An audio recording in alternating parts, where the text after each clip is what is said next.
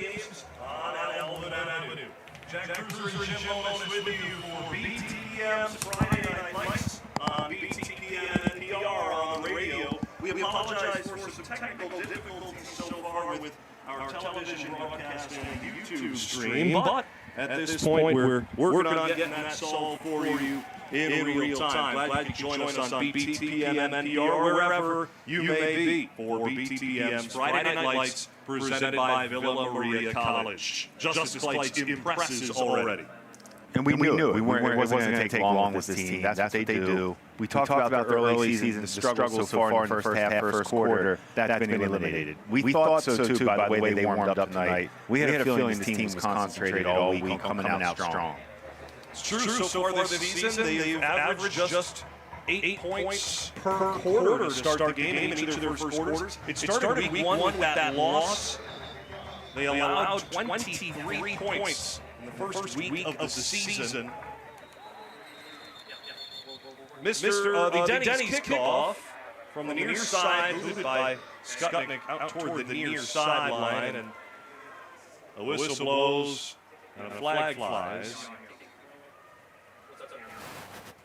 7-0 Iroquois over Olean, 8:16 to go in the opening quarter of play. We'll retry on this, so no flag, but the whistle hadn't blown yet for TJ Domino to give it a boot.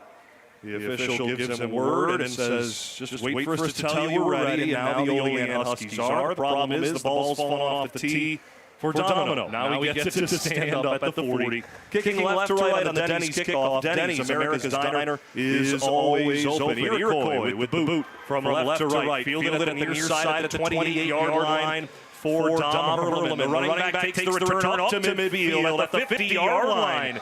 He finally is taken down by the Iroquois special teams unit. A big return for Herrmann. That's important for Olean in this game. Especially as a playmaker for them on offense. It gets him warmed up, and that's a good sign. Now they have to continue to get in the end zone and keep up with this Iroquois team. But that's a great start starting midfield. Out comes the 4-year starting quarterback for Olean, Joe Mest, 6'3", 180 pounds. In the pregame show, you compared him to Eli Manning a little bit. Just his subtle feel in the pocket, his quick release made me think of Eli. 3 receivers on the right side, screen pass to the right on first and 10 at the 50. It's caught by Herrmann and taken across midfield to the 45-yard line. It's a gain of 5 on first down. Olean's offense works with pace to start the game. Check that, Dom Myers, the reception, the freshman running back, sent out in motion there, Herrmann used as a wide receiver. Both Doms in the backfield for Olean crucial if the Huskies want to come away with a win tonight and fight for that top spot and a home playoff game in Class B2. Second down, 5 to go. At the Iroquois 45, Olean with the ball down 7-0. Handoff on second and 5. Up the middle, Herrmann gets a first down across the 40. He lowers the shoulder and picks up a first down for Olean to the 38-yard line. I like how they're being aggressive starting with the run like that because Iroquois is pressing on the outside with their corners. They're pressing their receivers. They're challenging them. We don't think you can throw the ball. We're not going to let you get off the ground. Let's see if you can run it. I like that chunk play right there. 7:10 to go in the opening quarter. 7-0 Iroquois. Olean looks to respond on the road in Week 7. Crucial must-win game for the Huskies. Both teams have already clinched the playoffs. First and 10 at the Iroquois 38. Mest hands it off. Herrmann, right side, moves ahead forward to the 30-yard line. He spins off one tackler. It takes Richard Donahue to grab him by the ankles to bring him down. It's a game of 7 again. Once again, keeping the clock moving, running the ball, good run, good first down play. You got second manageable, right straight ahead. That dominance up front. Big answer on this possession for Olean. Love the way they're answering. 3 seniors on the offensive line for Olean, a junior at right guard, and a sophomore left tackle in Kobe Booth. The starting line for the Huskies working well so far. Second down and 4 at the 32 of Iroquois. Mest in the gun, 2 receivers to the right. Handoff again for Herrmann up the middle. He's stopped at the line of scrimmage. Maybe a gain of 1, and then well after the play, Donahue throws him down to the turf, and a flag comes out late from referee John Drobis. Nice job up front by Donahoe, but that can't happen. That's when you have to have discipline to finish off your good play. You want to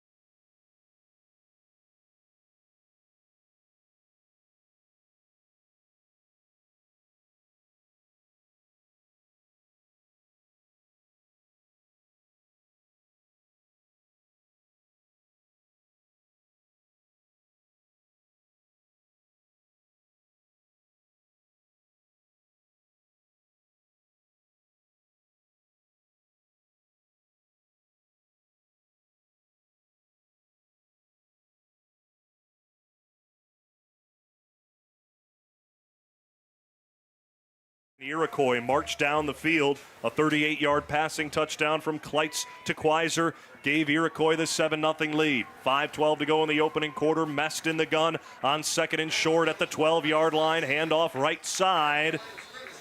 It's another short gain for Olean as Dom Herrmann got the carry. Gain of maybe 1 or 2 to bring up third down. About 3 to go from the 10-yard line. And I like that. To stay with that dive. Stay with the ISOs right now. You have 2 downs to get this first down. No field goals, obviously. We know that. But that's smart. Don't get carried away. Run it again. Stay with it. You have good dominance right now. Everything Olean's been doing, Jim, has been to the right side of the field. We know Mest can roll to his left as well. And straight ahead, so that's a perfect time to do some counters, boots. Third down. 2 to go at the 8-yard line. Mest in the gun. Handoff Myers. Right side takes the run. Gets past the D tackle. Then pushes the pile forward to the 2-yard line. It's a first down for the Olean Huskies inside the 5. First and goal. Quick hitter to the freshman. A little dive. I love that changeup. They've been doing ISOs. A little bit longer give. That's a quick hitter. Catch the defense off. Now you got first and goal at the 2. 1 actually.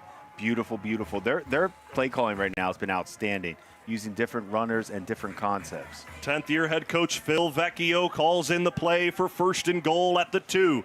Olean looks to respond on their first offensive drive. Joe Mest in the gun. 2 running backs. Handoff left side. Dom Myers is stopped at the line of scrimmage.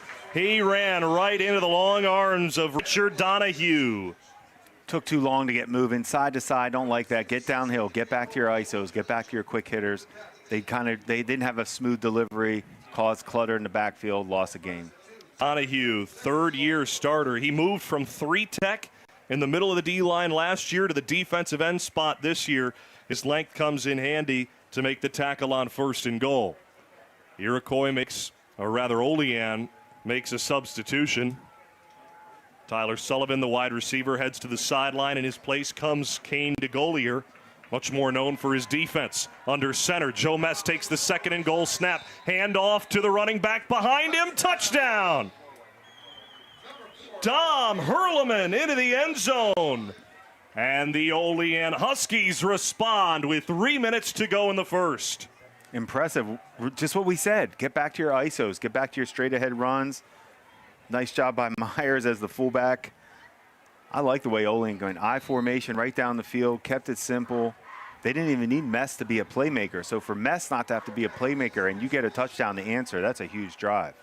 Extra point for Joe Mest, the quarterback, also the kicker, high in the air, and it is good. And we are tied on Friday Night Lights, 7-7, with 3:01 to go in the opening quarter. Joe Mest and the Olean offense march right down the field, aided by that personal foul penalty on Donahue. They take advantage, and we're knotted at 7.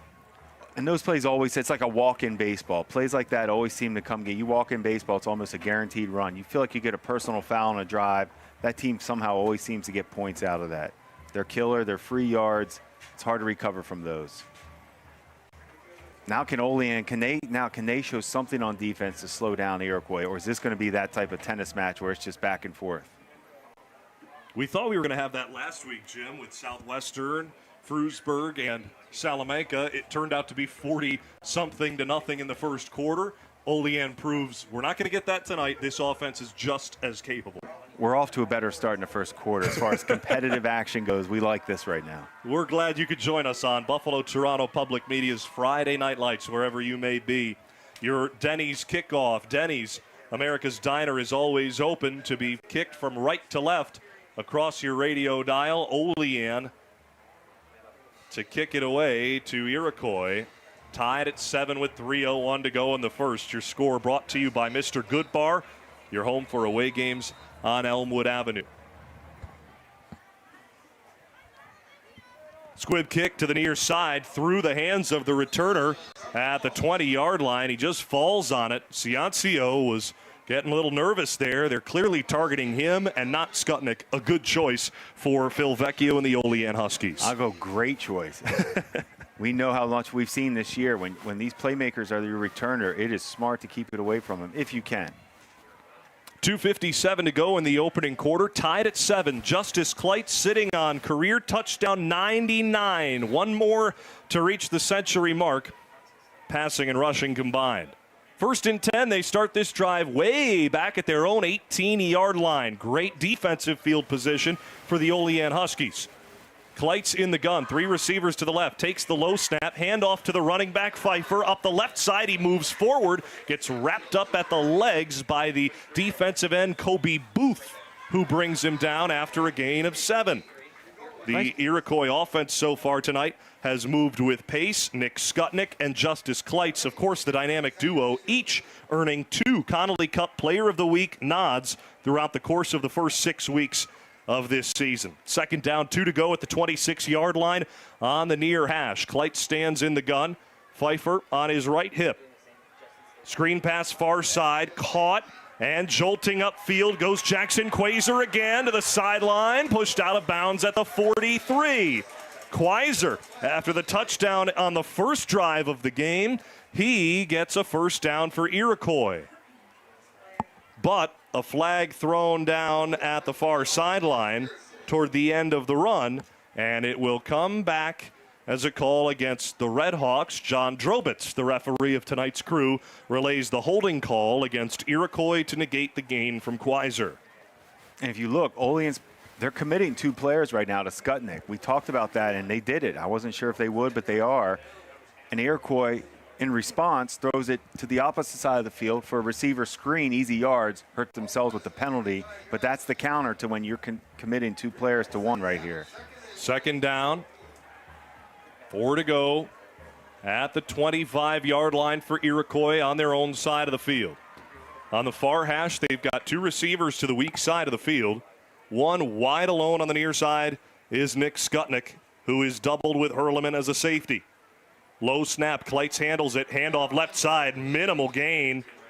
May get to the line of scrimmage for the running back on that play, Trey Pfeiffer. The Olean defense has impressed so far. Kane DeGolier, the outside linebacker, leads the team with 61 tackles entering this game tonight. Senior at 6 foot, 175, looking to be an impact player. 1st and 10 for Iroquois as they mark it just past the yard to gain at their own 28-yard line. Tied at 7, 1.5 minutes to go in the first quarter. Kleitz takes the shotgun snap, peeks over his left, has plenty of time, now takes off and runs up the left side. Stutter steps at the 30, gets tackled down low by Dom Myers, and picks up maybe 4 yards on the ground. Justus Kleitz keeps the offensive drive moving forward. I like that tackle by Myers in the open field on Kleitz. Big-time play, but Kleitz didn't even look at Skutnik. I mean, that double team there, he didn't even look his way. Looked to the side with the 3 wideouts, nothing was there. Decided to keep it. Nice tackle. Under a minute to go in the opening quarter. Both teams have scored on their lone possessions to start this game at Iroquois High School on their homecoming. In the gun, Kleitz on 2nd and 5. Motions in TJ Domino. Handoff left side. The sophomore Pfeiffer gets a couple yards. He was tripped up at the line of scrimmage by the outside linebacker, Michael Rivera. Pfeiffer's tough inside. I like the way he's running straight ahead. He has good vision. He's really making nice cuts to gain extra yards. He's seeing things well. For a sophomore, he adds another dynamic piece to this offense. We talk about Skutnik so much. In a game like this tonight, if they're going to try to take Skutnik away, Pfeiffer becomes a major player. The final 10 seconds of the first quarter tick away. 7-7. We are tied at the end of 1. We're in for a showdown tonight. The B2 division is on the line. Iroquois continues their offensive drive in the second half on BTPM's Friday Night Lights, presented by Villa Maria College. Visit Villa Maria College and discover what it means to be a Viking. Come see the energy, teamwork, and pride that makes the Villa Vikings unstoppable. Schedule your tour at visit.villa.edu. BTPM's Friday Night Lights, in partnership with Section 6, is presented by Villa Maria College, advancing educational opportunity for all of Western New York. Friday Night Lights is supported by our members and by the WNED Foundation Incorporated. Mr. Goodbar, your headquarters for watching away games on Elmwood Avenue. Denny's, America's Diner, is always open. Brighton Liquor and Wine, 930 Brighton Road in Tonawanda, and by SEI. More information at SEIC.com. These days, it seems like there are people who think the voting process is absolutely lawless. Like you just show up and toss your pin on any old ballot. But I'm here to set that straight, because I'm Corey, and this is Compact Civics. First, you have to register. It's a pretty rigid process, but it's not hard to do. In New York State, you can do it at any DMV, by mail, or online. To be eligible to vote in all U.S. elections, you must be a U.S. citizen, meet your state's residency requirements, and be at least 18 years old by Election Day. For the record, non-citizens and permanent legal residents cannot vote. To ensure you can vote, confirm your eligibility, register by your state's deadline, and understand any rule that may affect your voting rights. Voting is the easiest way to participate in democracy and influence governance. But remember, it comes with strict legal guidelines. Support for Friday Night Lights comes from our members and from SEI. SEI proudly supports the WNED Foundation, connecting communities through the Friday Night Lights tradition. More information at SEIC.com. Around Western New York in Week 7, playoff seedings to be determined. Presented by the Buffalo and Erie County Public Library. A scoring update from All High Stadium downtown. The Bennett Tigers lead the Lancaster Legends 8-0 after one quarter. We have no scoring update from West Seneca East at Williamsville South. They have just wrapped up the first quarter there.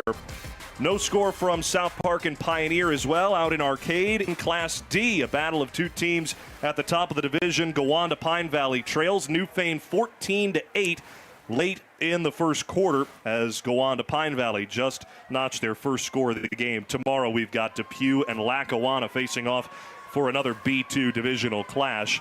We are here at Iroquois High School, just across the road from the school at the relatively new facility. Iroquois scored on their first drive of the game. Olean responded 7-7 after one. Jack Kreuzer and Jim Monis with you to start the second quarter. Iroquois' Justus Kleitz stands in for 3rd down and 2 at his own 36. He does the hard count to try to get Olean to jump. They snap the football, but before the play, a timeout called by head coach Rob Pitzonka of Iroquois. Interesting there. Can't say that's common. Come out of the quarter, not ready to run a play and get a timeout. Ninth-year head coach Rob Pitzonka won the Section 6 championship back in 2022. The former quarterback at Lancaster High School went on to play quarterback and wide receiver at the University at Buffalo before finishing his collegiate playing career at Buffalo State in 2010. Went back to Lancaster, coached there for a little bit, before being the linebacker and special teams coach at Milford Academy downstate. Does Milford Academy come up in the scouting circles at all? No, but it may in high school. You know, in the college scouting world, we always had those junior colleges. This is back before, you know, the NIL now. But junior colleges used to be where you'd find players that maybe high schools know about, places like Milford. 3rd down and 2 for Rob Pitzonka's Iroquois Redhawks at their own 36 on the near hash. Kleitz lifts his left knee, signals T.J. Domino into the formation as a tight end. Pitch to the right side, cut back to the left, and Pfeiffer breaks away from 2 tacklers. Then he gets pushed out of bounds to the near side at the 34-yard line. A loss of 2 for Iroquois to bring up 4th and long. Love the pursuit, love the gang tackling by Olean to not let Pfeiffer get outside. It looked like he was going to break away from that. Michael Rivera came up to make the tackle along with Adrian Bodanowicz.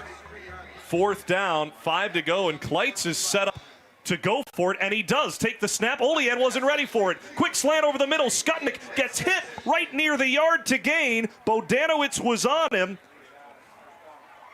and it's near the sticks. The signal is 1st down. Oh, the quick action as Olean was set up for the punt return. Gets the Huskies sleeping, and it's a 1st down for the Redhawks. Just by the nose of the football. No challenge replay here, correct? No, not at this level yet. Because that would have been a good one. I love that. I love the aggression by Iroquois to go for that and get it. First and 10 at the 38 for Iroquois. Pitch to Skutnik on the jet sweep from left to right. He gets tripped up in the backfield. Dom Myers, the strong safety, makes the tackle for Olean, and a gain of just 1 for the speedy Nick Skutnik. Ran an 11.2 100-meter dash last year as a junior in the spring. That set the Iroquois track and field record in the 100-meter dash. This is literally historic speed out wide for Iroquois. They haven't used him just yet downfield. Dom Myers is catching my attention for Olean right now. Some open field tackling has been outstanding. Second down and 8 at the 40-yard line on the far hash. Kleitz stands calmly in the gun. Signals Skutnik in motion left to right. Fake the pitch to him. Handoff Pfeiffer. Cuts back to the right side. Gets tripped up near the line of scrimmage and goes down. Good open field tackling again there from Michael Rivera. A consistent talking point throughout this first half. We're tied 7-7, under 10 minutes to go in the opening half. Olean responded to Iroquois' first drive score with a long drive capped off by a 2-yard touchdown run from Dom Herrmann. Iroquois looking to keep this drive alive. 3rd down and 6 at their own 42 after converting a 4th and 5 their last set of downs. Kleitz in the gun, takes his time. Bends over, grabs the low snap in the gun, drops back to pass.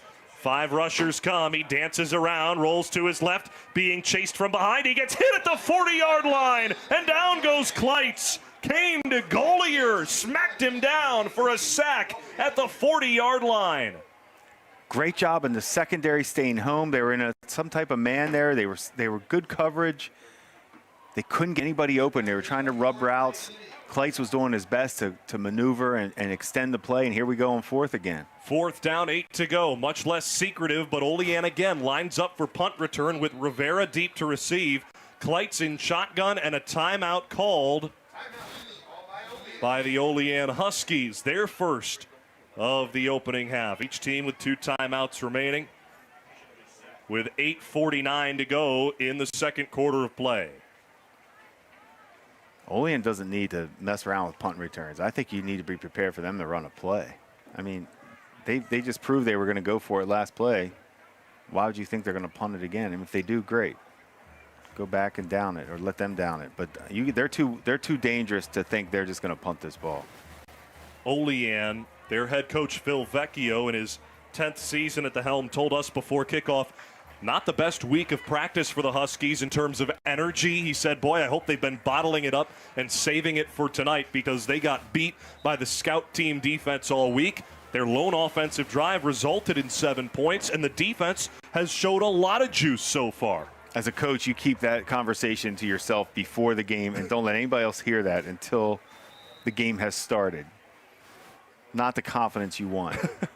Kleitz stands to punt, standing at his own 30-yard line, 10 yards behind the line of scrimmage.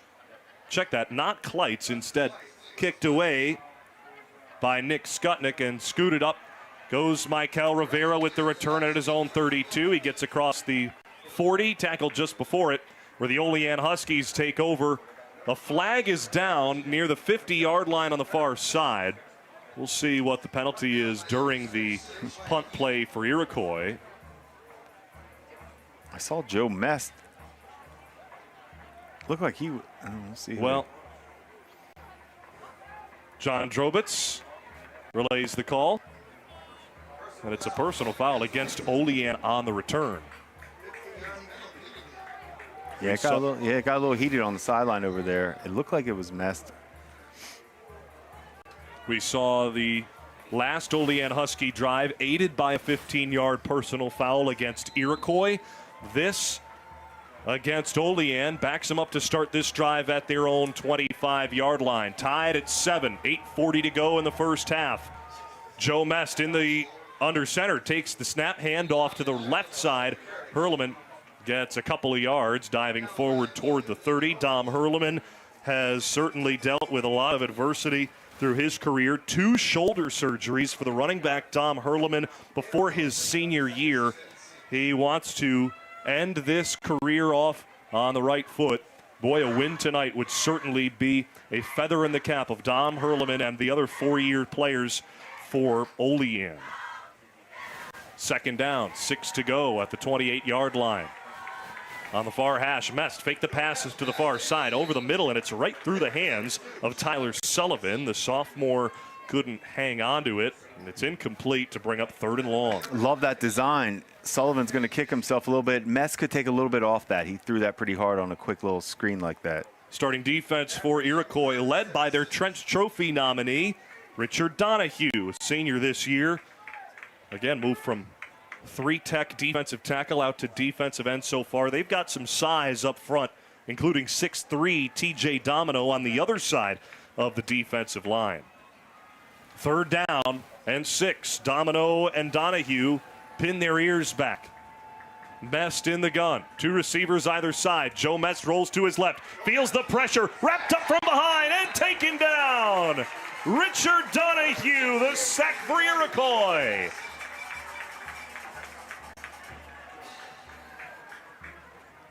Donahue is not allowing that edge. That was pure strength. That was grown man defensive end strength right there. A one-on-one win. Mest wanted that corner. They were trying to get him outside the pocket on that 3rd down. Great job by the big Donahue. 4th down and 15 coming up after the loss of 5 on the play against Iroquois.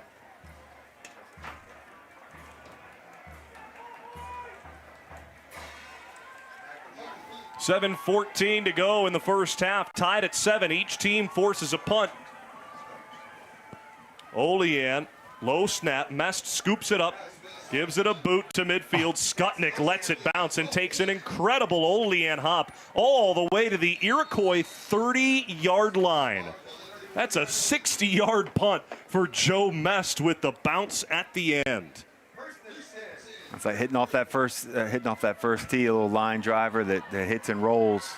You still get credit for the yards. No matter how it looks, you get credit for those yards.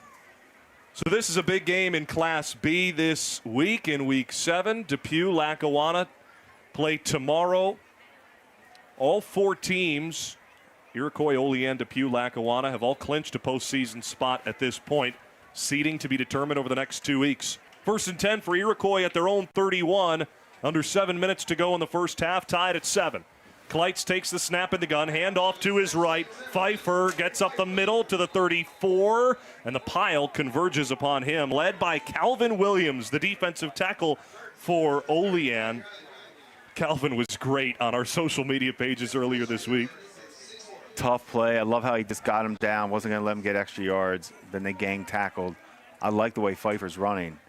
They're having a tough time. They're not taking shots down the field right now. That double team has definitely caused them to take some, readjust how they're calling plays. Kleitz in the gun, facing 2nd and 6 at his own 35 for Iroquois. Pfeiffer remains the running back on his left side. Drops back to pass. Kleitz rips it to the far side of the field. It's caught at the 45. Tackle made just before the 50.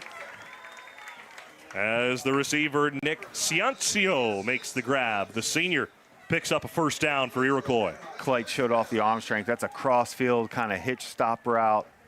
Zip, caught him, and he had time to get up the field and make plays with his legs. That's a big-time throw. Justus Kleitz, less than 800 yards away from 3rd all-time in New York State history. Currently sitting 4th in his career. Over 8,000 yards through the 4-year starter. 1st and 10 at his own 48-yard line. Kleitz in the gun, following the shoes of his brother Trey. Quarterback before him, Justus, a bullet over the middle, caught at the Olean 30. Tackle made by Mest as Jackson Kreuzer makes the grab for a huge gain of 20 through the air. Zone defense, big-time throw by Kleitz. That's called a hole shot in between, like a post route right before you get to the safety, and he threw it with zip right on his chest. Nice catch by Kreuzer. Kreuzer has the lone touchdown for Iroquois so far tonight. A 38-yard reception. 1st and 10 for Iroquois at the Olean 30. They're moving in chunks now. Kleitz in the gun, pitch near side. Pfeiffer follows the blocks, lowers the shoulder, wrapped up near the shoulder pads. He keeps the legs moving, though, and Pfeiffer fights all the way to the 27-yard line. That time, Colby Booth wrapped him up. The sophomore D-end brings him down. Gain of 4. Thinking for Kreuzer tonight, he's showing that he's every bit capable of carrying the load. If they're going to try to take Skutnik out of it and he doesn't get his targets, Kreuzer is a big play guy. He's shown that this year. Now can he handle the reps, the amount of targets, so to say? 2nd and 6 at the Olean 26. Iroquois in their home red uniforms. Peek to their right. Rob Pitzonka relays the offensive call. On the near hash, Kleitz looks to his right. He's got 2 receivers on each side. Hunches low, takes the snap, handoff Pfeiffer, right side. Follows the block of Bednaz on the right side of the line. Tries to spin off a tackler at the 25. Goes nowhere further. Bring up 3rd down, 4 to go for Iroquois. Owen Tingley did a nice job of shooting the gap, triggering right through the line there to at least try to slow him down, get his hands on his ankles. Then the gang tackle, the rest of the team came over. But nice job by Tingley to get through the line there. Both teams had high praise for each other earlier this week. The Olean defense knew they had quite the task of covering Skutnik and Kleitz, but they said if they could eliminate number 23, they'd have a much better chance at stopping number 3 at quarterback. They've done it so far. Olean sets up to defend 3rd down with 4 yards behind him. 3rd and 4 for Iroquois. Kleitz in the gun. Takes the snap. Stands statuesque over the middle. Pass caught at the goal line. Touchdown! T.J. Domino. And the Redhawks take the lead back again. Big boy catch by T.J. Domino. Made me think of Drake London from Monday Night Football the other night. The way he catches the ball in traffic, takes a hit, and doesn't even phase him. T.J. Domino took that thing right over the goal line, took the hit. Justus Kleitz, career touchdown 100. It's about as pretty as a throw as you can make. Another whole shot post route. Kleitz feeling it, very confident throw there. But what a weapon. I mean, Domino, Kreuzer, Pfeiffer, everybody's stepping up if Skutnik's if they're gonna try to eliminate him from the offense. This team is looking polished. The extra point good for Iroquois. They take a 14-7 lead with 3:17 to go in the first half, and that's almost, well, perfect. 3:18 left in the warm-up period. The Iroquois Redhawks all stood at their own goal line for a moment of silence for Maxton Williams, the 14-year-old Iroquois student who passed away earlier this month after a long battle with an aggressive and rare form of brain cancer known as DIPG. Max was diagnosed back in early January of this year and fought with great bravery, never once complaining. Rob Pitzonka had Maxton as a buddy with him for their trip to Washington, D.C. last year, and Rob got emotional just explaining the deep meaning that Maxton had on his life and the team's life that he was a part of at the junior varsity level over the last couple of years. So fitting, just one number off Maxton's drag race number, 3:17 to go in the first half. Iroquois takes the lead, 14-7. And of course, our condolences to Maxton's family and all those affected by Williams' passing. Denny's kickoff fielded by Herrmann. One defender to beat at the 45, and Tom Herrmann goes down. What a nifty tackle from Stefano Pasucci. Saved a touchdown from Dominic Herrmann on the Denny's kickoff return. It went off Herrmann's chest as the returner puts it on the ground. Great job picking it up and gaining yards. Almost broke it. Herrmann's style is straight ahead and it's physical, and he is a very productive football player. Olean gets good field position to start their third drive of offense, trailing 14-7. Final 3 minutes to go in the first half. The Huskies get the ball out of halftime. 1st and 10 at their own 43. Handoff right side. Dom Herrmann gets another 6 yards on the ground. We're seeing great pace to this Olean offense. But can they get the ball down the field? When's that shot coming? Can they take a shot to Rivera? We know Sullivan can make a play. Do they need to just yet? Yes, I think it's time. I think this is your middle 8 right now, where you get the ball to start the second half. If you can score here, you can flip this game. 2nd down, 5 to go at their own 48. Olean working left to right in their traveling white uniforms. Mest pitch to the left side. Herrmann Gets upfield across the 50. Tackle made just beyond the midfield stripe. Logan Nolan, the free safety, makes the play to limit the gain to just 4. No, make it 5 and a first down for Olean. Generous have been the spots so far this game for both teams. I keep no challenges, no replay, no challenges, no yellow line. we are going with the spot. We're going with what they say. We got to keep rolling. If it was our VMIX director, John Garcia's choice, we would have a yellow line for you folks on BTPM Create and BTPM's YouTube. It costs a little bit of change. If you'd like to donate to BTPM to invest in that yellow line, we strongly encourage. 1st and 10 at the 47. Mest drops back to pass. Airs it out right side, looking for Rivera, and it's incomplete. A miscommunication on the route from Rivera, who stopped up short. Skutnik was in coverage. 2nd down. But there it was. We just talked about it. It was right on cue. It's perfect. That's how you got to take your chances. I think they were trying to do a little stop-and-go route. Skutnik wasn't having it, not letting anything deep. Rivera kind of gave up on the route, but he put it out there. So Michael Rivera, a primary basketball player, played football his sophomore year, then stepped away from the game. Said he lost his love for football, but it was Joe Mest and Dominic Herrmann and a few others that got him back into the game for his senior year. And boy, are they glad that he came out for the team this year. 2nd and 10 at the 47 of Iroquois. Olean to pass, screen to the far side.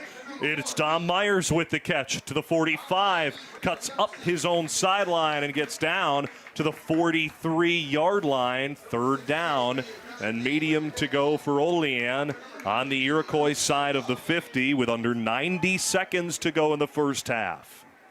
I like that screen, trying to get Myers out in space a little bit to make a play. Good tackling by Iroquois. But this is good. You can still get points on this drive. Clock still ticking, down to 1:10 to go in the opening half. Each team with 2 timeouts left. 3rd down for Olean. 3rd and 6 at the Iroquois 43. Mest drops back, looking deep, throws a bullet over the middle. It's caught by Rivera at the 30. Gets upfield to the 25 and is spun down to the turf by 3 Iroquois Redhawks. A first down for Olean. Great job by Mest in the pocket. Stand tall, waited for Rivera to clear that window in the zone, put it right on his chest. Nice job by Rivera catching it, getting up the field. What a target. Like his length, like the throw down the field. Timeout for the Olean Huskies, their 2nd of this half. Again, the Huskies get the ball to start the 2nd half. Tying the game here would be critical. Critical. I mean, they just gave themselves a great opportunity here to flip this game. Love the patience. They waited to take their chances there down the field throwing.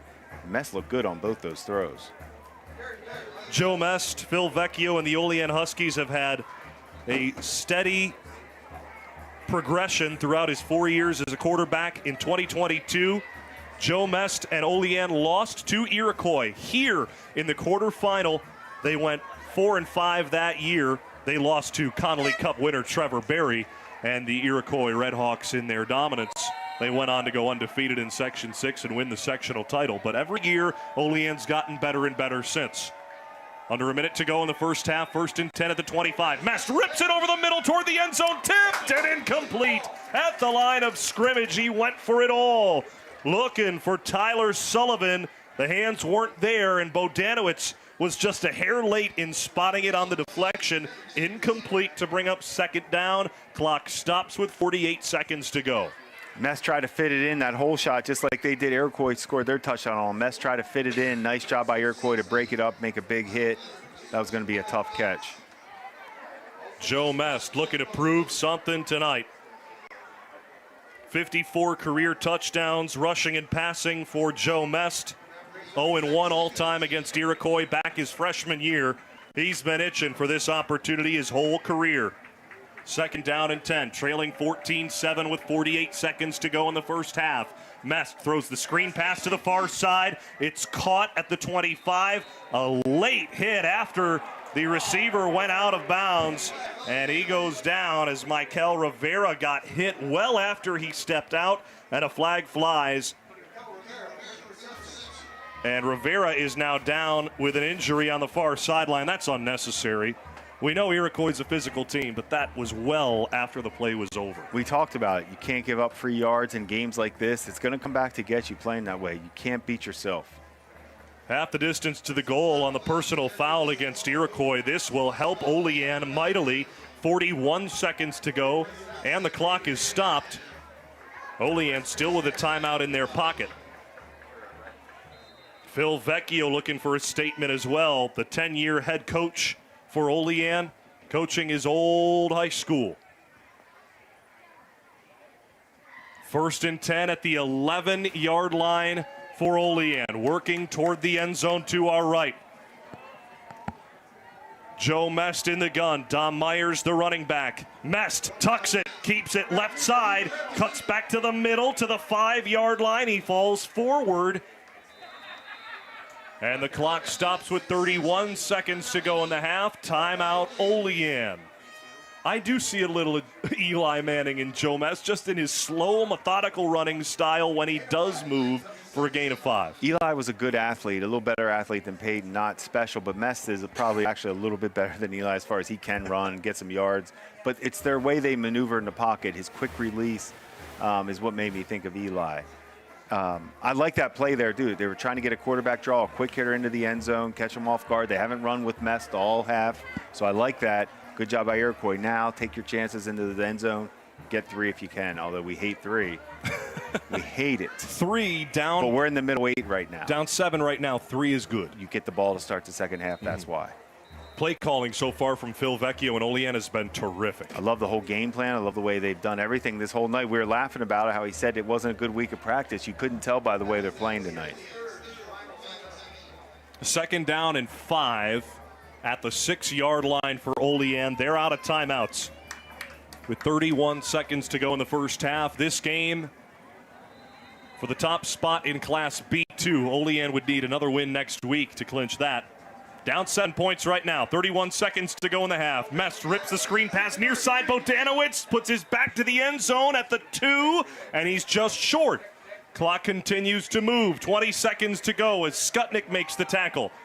3rd and 1 at the 2-yard line for Olean. Mest takes the shotgun snap. Screen pass far side to Herrmann is incomplete. In coverage was Stefano Pasucci. The clock stops with 12 seconds to go in the first half. 4th down and 1 at the 2. Without a timeout remaining, does Olean settle for a field goal here? Well, hey, I'm good with going for it. It's fine. I'm always good with going for it. The 3 does help you because you get the ball to start the second half. That's the only reason I think I would try to get the 3 here. Mest could have just put some air on that. That would have been a touchdown. Given the playmakers on the other side for Iroquois that have been silent so far, easy to understand why the Huskies line up to go for it on 4th and 1. 12 seconds to go in the half. Joe Mest in the gun. And a timeout called by Iroquois, their second of the half after seeing Olean's formation. They had 2 receivers to the left on the strong side of the field with Mest in shotgun. Timeout Iroquois. This is Friday Night Lights on BTPM NPR and BTPM Create and the BTPM YouTube channel. Let's pause 10 seconds for station identification. This is Friday Night Lights.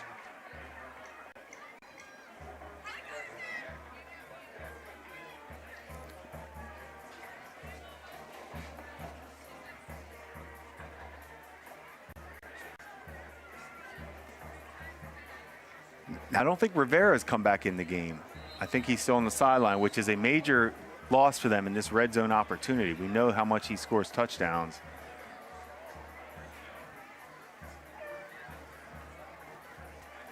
It was Dom Herrmann who had a 2-yard rushing touchdown to tie the game at 7 with 3:01 to go in the first quarter for Olean. He will be the running back with Joe Mest in the backfield. 12 seconds to go in the first half, down 14-7. 2 running backs on the field. Both Dom, sidecar, Mest, who takes the shotgun snap, tucks it and runs up the left side. Mest tries to beat the defender and gets to the end zone. Touchdown, Olean. Joe Mest, his 3rd rushing touchdown of the season.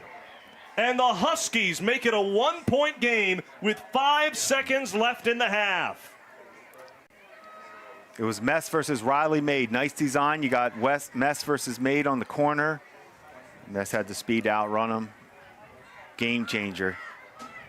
Middle 8, so important. I don't know if you could have run that drive much better for Olean. Extra point attempt for Joe Mest, kicking for the tie in the end zone to our right. Flag at the snap. The kick low, may have been blocked, but a flag is against Iroquois. And this allows Olean, if they want, a chance to go for 2 and take the lead before the half. I say yes.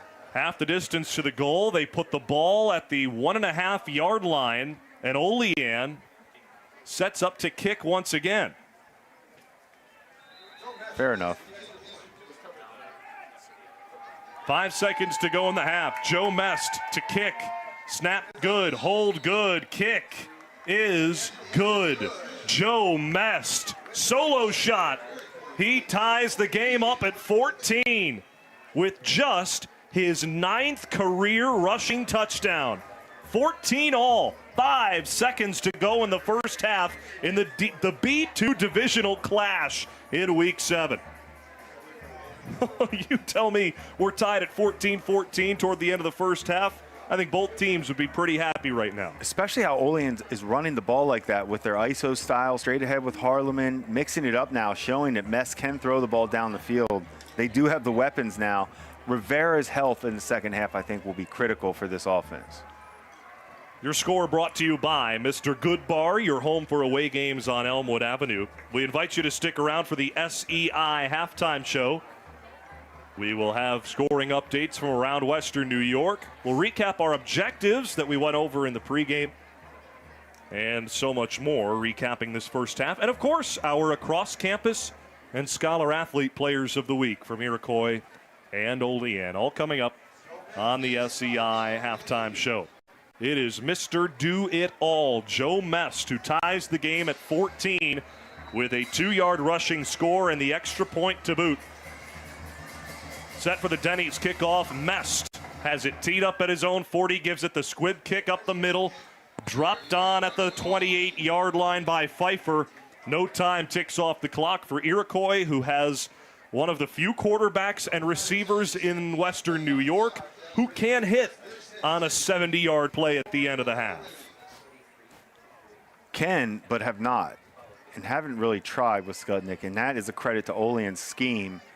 They've made it clear. They're giving one in press coverage and one behind them for the double coverage on Skutnik tonight.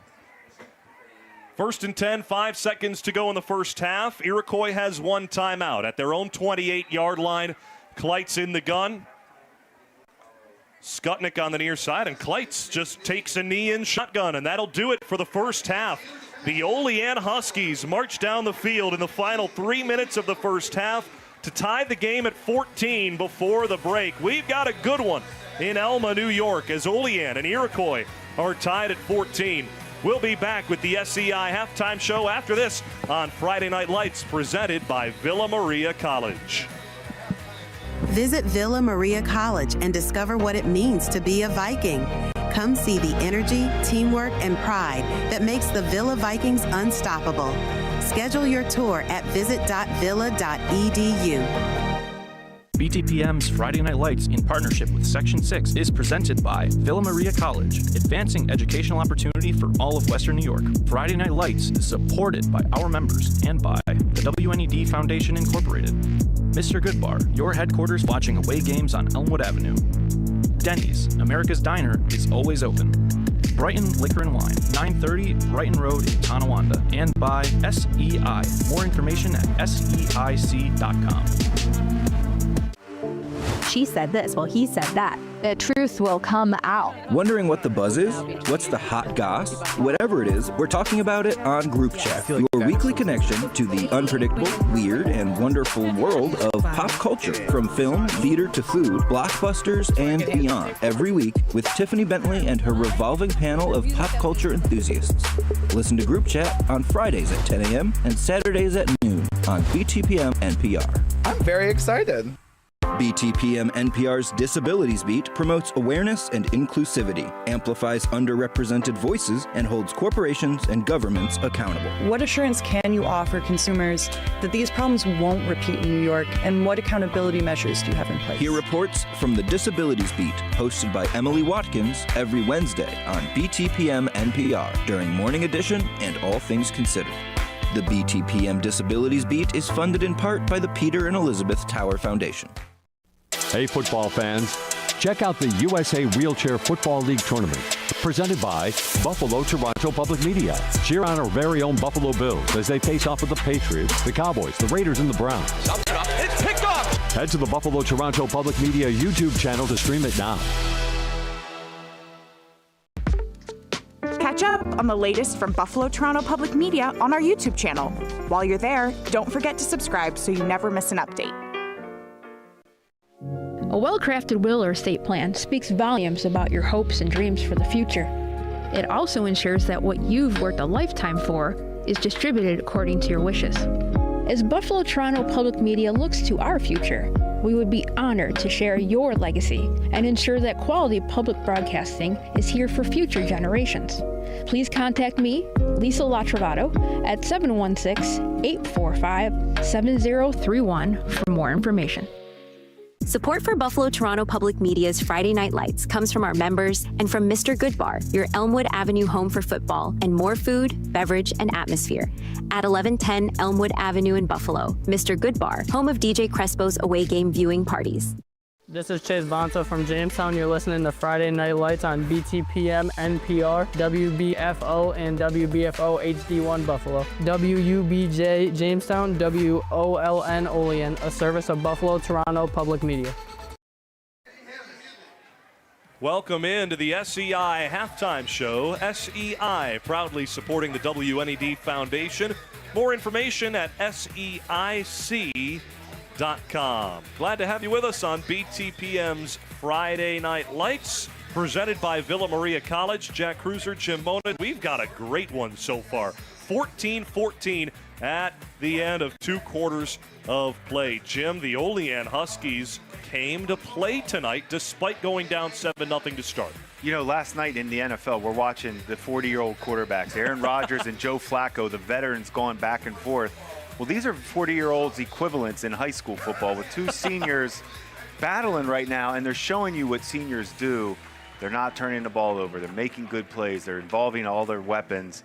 This is 2 good quarterbacks putting on a show right now, I think, for us, for our entertainment. Justus Kleitz has been terrific for Iroquois. 2 passing touchdowns in the first half give him 100 in his 4-year varsity career, the record setter in every sense of the word. Justus Kleitz has lived up to the hype tonight, but that Iroquois offense is dealing with some pesky Olean defense. Good word, pesky, because of Skutnik. They're trying to take him out. They're eliminating Skutnik right now. That's their goal. Now can Iroquois, how are they going to counter that in the second half?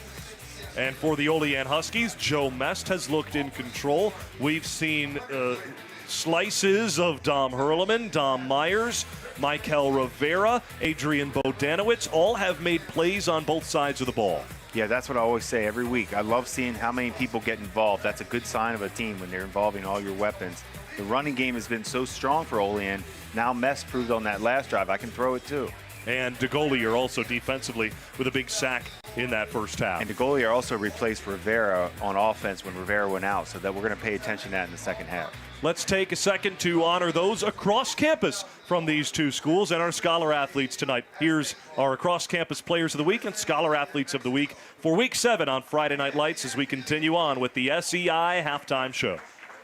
This week's across-campus Player of the Week from Olean is volleyball senior Ava Moses. Ava excels on the volleyball court as a team captain. In the classroom, Ava is ranked 6th in her class and currently holds a 98.5 GPA. Ava is also a member of the National Honor Society, SAC, and other various school lead organizations. This week's Scholar Athlete of the Week from Iroquois is senior wide receiver and cornerback Nick Skutnik. Nick is having another strong season after setting the Western New York and Section 6 records for single-season receptions and receiving yards. Nick also is a standout track and field athlete as well during both the indoor and outdoor seasons. Nick carries a 4.0 GPA throughout his entire high school career, all while participating in rigorous AP courses. Our Scholar Athlete of the Week from Olean is senior wide receiver and cornerback Adrian Bodanowitz. Adrian also excels in basketball, track and field, and golf. Currently ranked third in his class with a 99.6 GPA, Adrian is a member of the National Honor Society, SAC, and various other school lead organizations. Visit Villa Maria College and discover what it means to be a Viking. Come see the energy, teamwork, and pride that makes the Villa Vikings unstoppable. Schedule your tour at visit.villa.edu. Do you love theater? Can't get enough of Broadway shows? Join Buffalo Toronto Public Media this January in New York City for Just in Time, Operation Mincemeat, Buena Vista Social Club, The Play That Goes Wrong, and The Queen of Versailles. Show tickets, hotel, travel, and select meals are included.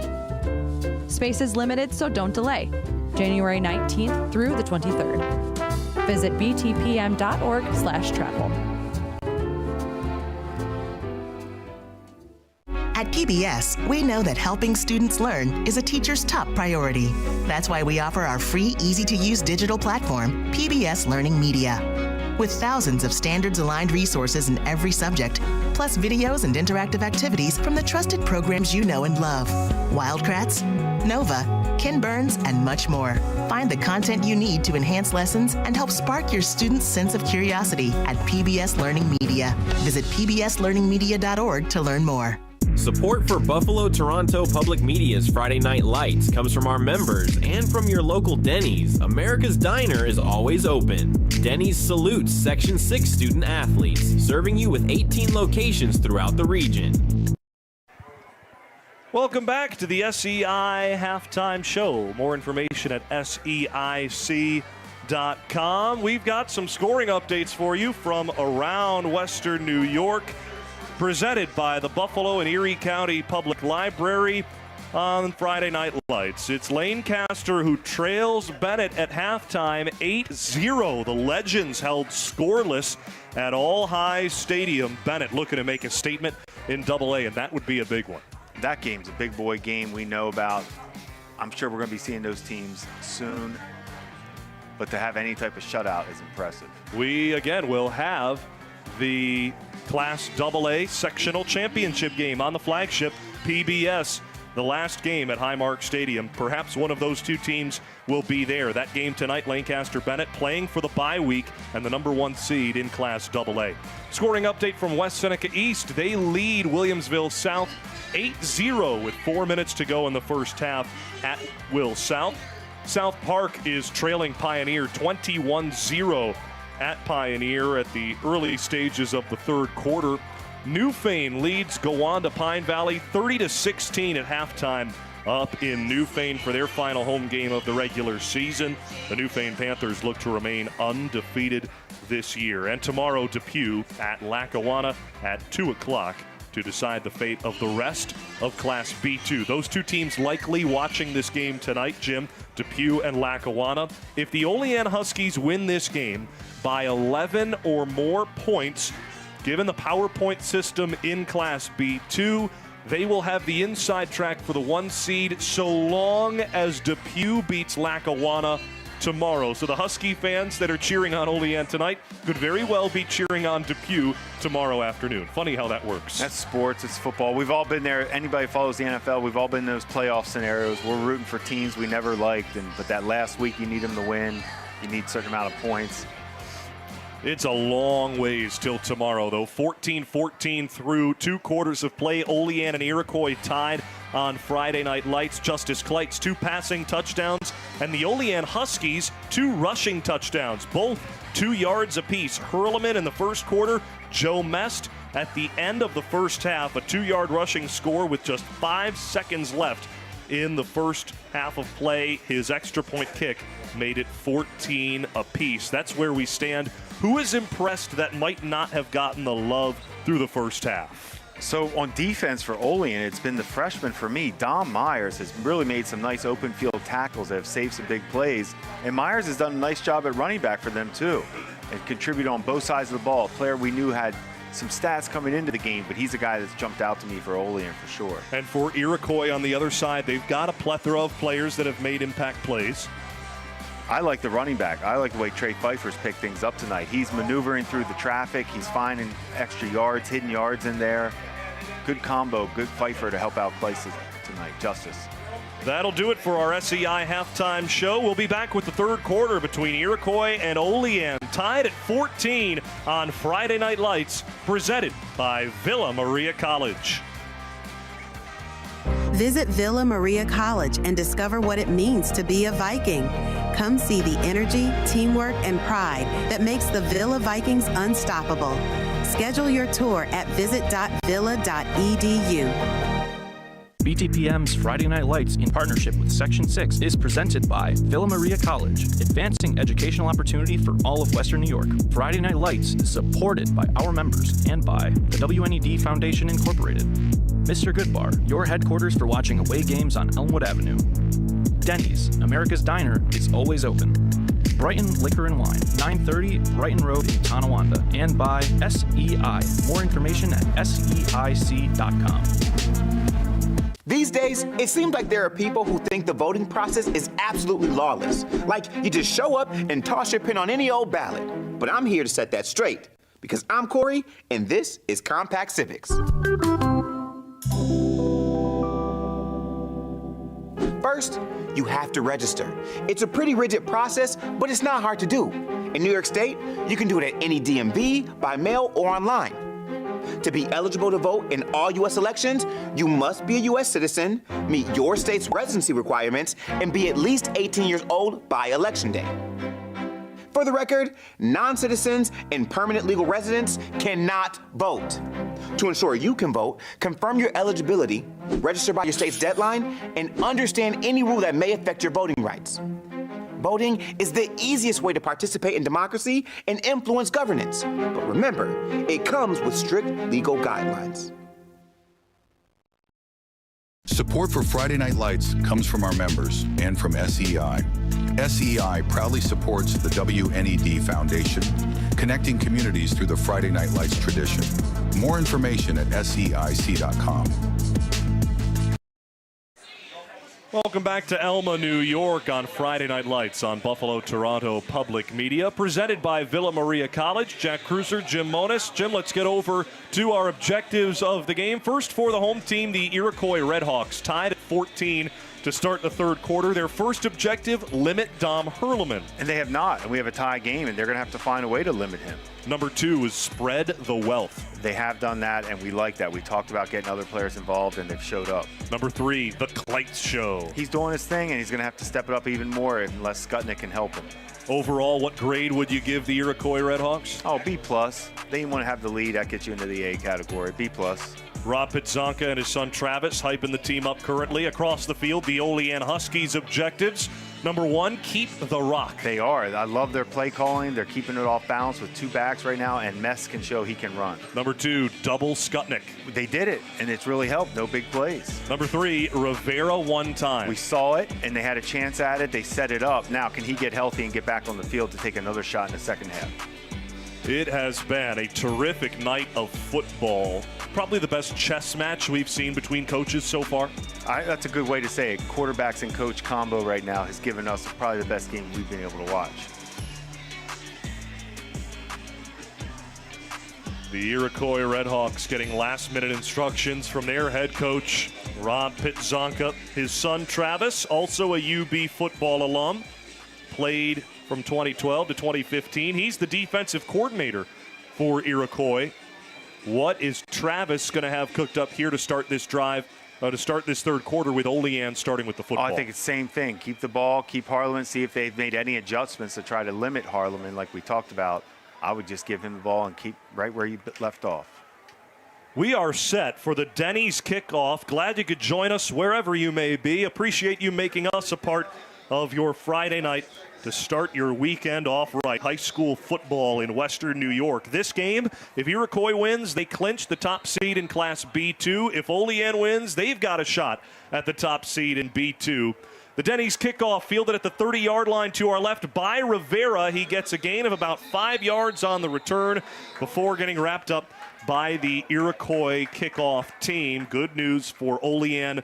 Michael Rivera back on the field to start the second half. Very good news. We saw him make plays on both sides of the ball, so that's exactly what they needed to start the half, to know he can help. Joe Mest back onto the field after scoring with 5 seconds left in the first half.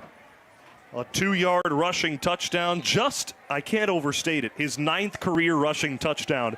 Olean bringing out everything they can to knock off the top-seeded Iroquois Redhawks in Week 7.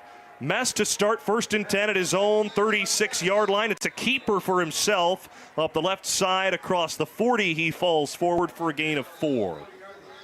I like that because they got Mest involved late in the second quarter, running the ball with his legs a little bit, just to get him ready to go. A banger for 5 to start the half. That's a good first down play. I like that, a banger for 5.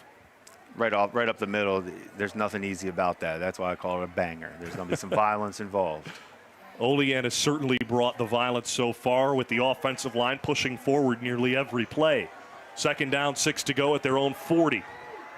Mest in the gun, 2 receivers to the left, 2 running backs in the formation. It's a handoff to the tailback. Herrmann up the left side, finds a hole and gets to the 45-yard line. Maybe more. This is near the yard to gain, and it will be an Olean first down.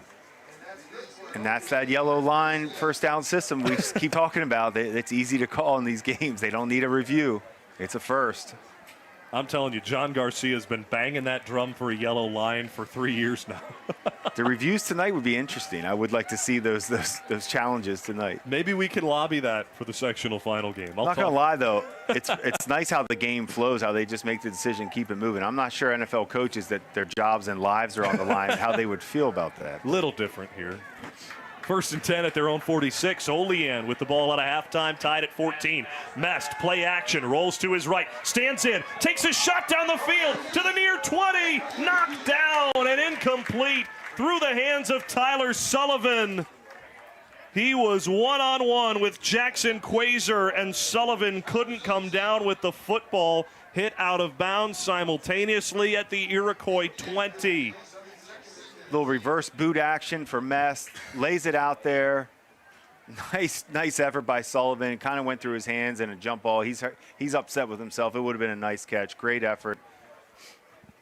The pink gloves of Tyler Sullivan rest atop his gold helmet all the way back to the huddle at the Olean 40. They set up for 2nd and 10 at their own 46. That's two passes this game that have hit the hands of Sullivan that he hasn't been able to catch. The sophomore is beating himself up about it. 2nd and 10 at their own 46 for Olean.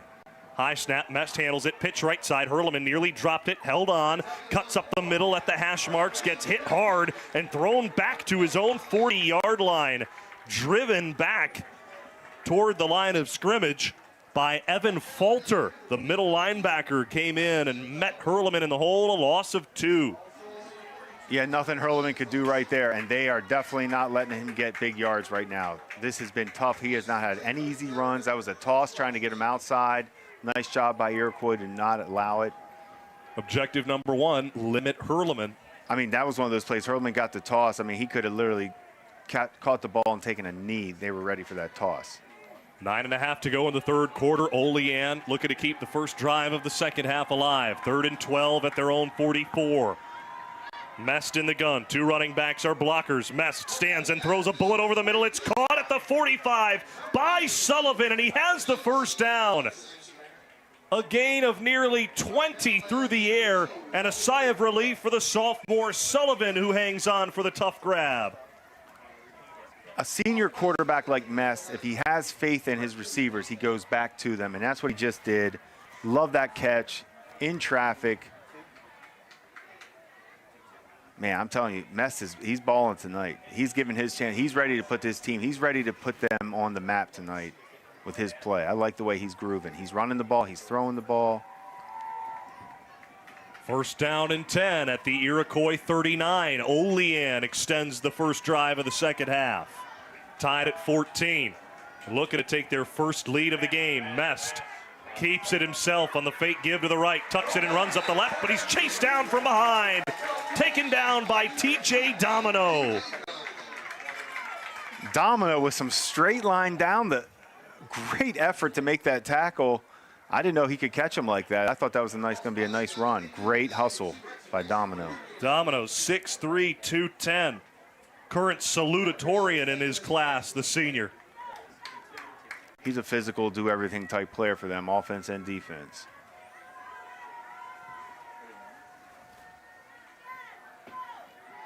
TJ was just great in our interview earlier this week. Him and his brother John. Just a hoot we had at Iroquois practice. 2nd and 12 after the loss of 2 for Olean at the Iroquois 41. Snap to Mest in the gun and a flag at the snap. It's a false start against Olean. Negative plays and flags have gone against both teams so far. But what a great start, though. I mean, they're doing everything you could want right now. 2nd down and 17 now from the Iroquois 46. We've seen Joe Mest start to air it out a little bit more in this second half. And keeping the rock. I like how they're just eating up the clock, make Iroquois feel some pressure when they get the ball to score. 2nd down and 17 at the 46 of Iroquois. Mest in the gun, empty set. 3 receivers to the right. Rolls to his right. Pressure coming from the middle linebacker, Fulter. Mest evades it and runs to the left. He tucks it under his left arm, spins off a tackler at the 40, and gets to the 37-yard line. A gain of nearly 8 yards on the ground for Joe Mest in improvisational mode. And that's when you know a quarterback, I keep saying, I'm going to say it again, Mest is grooving tonight. Like when he's rolling out, it's not there. He's making a guy miss, getting the corner, getting a first down with his legs. He's finding ways to make plays, whether he has to make the throw or with his legs. In the red zone and in midfield, senior quarterback is carrying his team right now. Joe Mest, in his career with Olean, a 16-16 record. Last year, they lost in the quarterfinal after a 5-3 regular season. They lost to a dominant Health Sciences Falcons team in the first round. 3rd down and 8 for Olean at the Iroquois 37. Mest airs it out left side. Oh, it's broken up at the Iroquois 10-yard line. Stefano Pasucci with the clean pass breakup in front of Rivera. Agree with the breakup. Nice textbook style breakup. Maybe a little air on the throw from Mest. If he just airs it out, he roped that thing pretty good. Check that. He was looking for Kane DeGolier, replacement for Rivera on that play. Incomplete to bring up 4th and 8. We've seen Olean pick up a 3rd and good distance already on this drive. What does offensive coordinator and head coach Phil Vecchio have in his bag here? Vecchio was calling the defense his first 4 years as head coach, switched to offense 5 years ago. 4th down and 8 at the 37. Mest drop back to pass, steps up and runs up the left side, gets to the sideline and has the first down. Being chased by Fulter. Simultaneously, Kane DeGolier got hit behind the play, and now the leading tackler for Olean's defense and substitute wide receiver is down with an injury. The clock stops with 6:33 to go in the 3rd. Tied at 14, DeGolier sits up under his own power and slowly gets to his feet and hobbles to the far sideline. This a chance for Travis Pitzonka to give a word or 5 to the Iroquois defense on the near sideline. The defensive coordinator letting his linebackers hear it after allowing Mest to run for an 8-yard gain on 4th and long and pick up the first down. That's what we talked about when a quarterback is saying, when he's putting you on his back, that's what he's doing. On a 4th down, he's scrambling, getting the first on his own. These injuries, though, to DeGolier and Rivera are not good for Olean. They got to get on the field. Those are their big play players.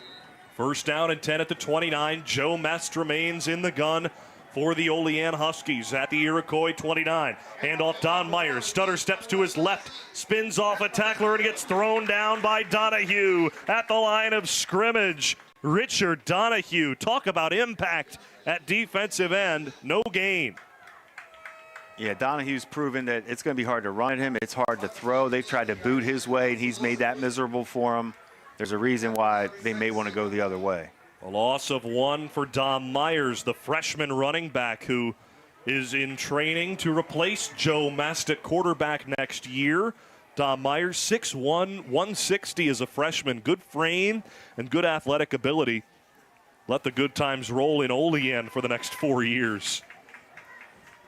Under 6 minutes to go in the third quarter. This Olean drive has gone on since the start of the second half. 2nd and 11 from the Iroquois 30. Mest, fake of the give, rolls to his right, throw on the run, it's intercepted! Skutnik picks it off in front of Myers at the Iroquois 25. Nick Skutnik, his 4th interception of the season.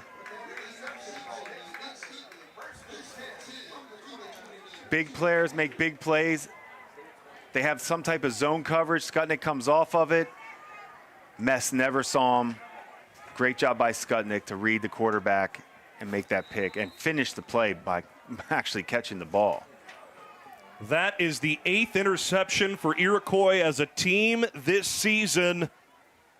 And what a time for it to come to end the first drive of the second half. Now Kleitz 1st and 10 at the 24. Takes off and runs up the left side, tucks the ball into his left arm, and gets out of bounds across the 25, out at the 27 for a gain of 3. Skutnik hasn't made a big play on offense just yet, but that pick may have just changed this football game. That's what great players do. They're going to find a way. Basketball, we always saw, if you're not scoring, rebound, block shots, whatever you can do, Skutnik's going to find a way.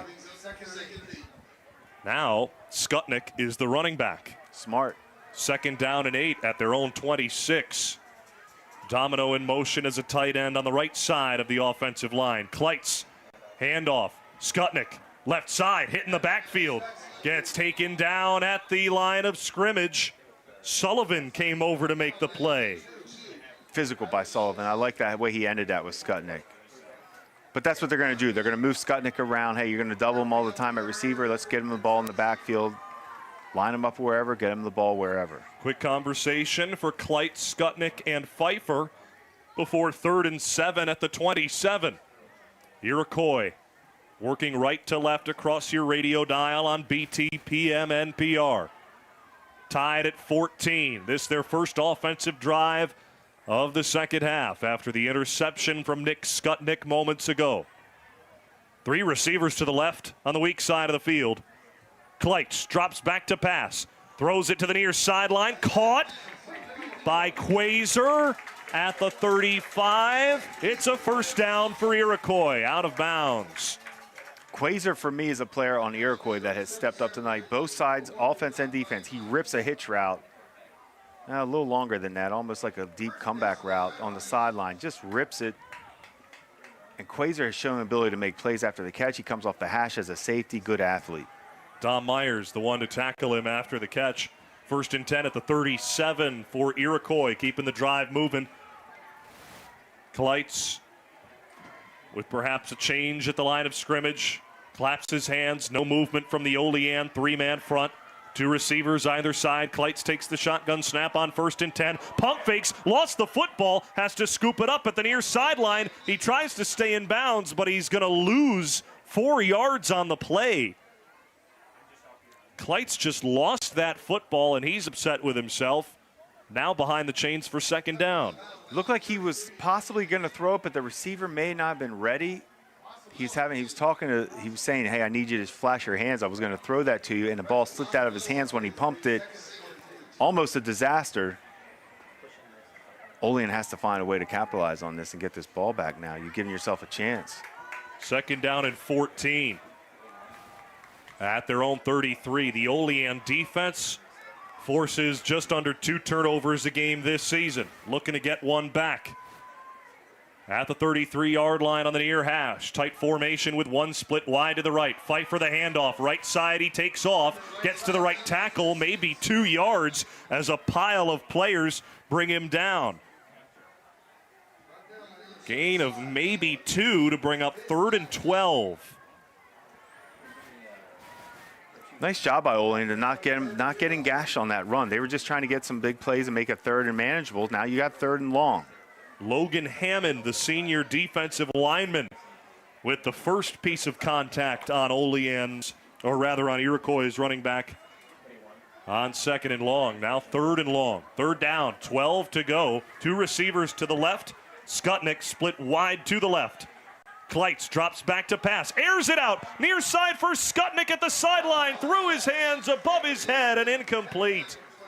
Bodanowicz and Mest were in coverage on Skutnik. Nothing doing, 4th and 12. And no double team there, and that's why I kind of was looking. Let's see if they take their chance with no double team, and they did. Kleitz didn't keep it in bounds. Really nice effort. Would have been a tough catch. I don't think it was going to be catchable. Adrian Bodanowicz, this is his first year playing football. Primarily a soccer player his entire career.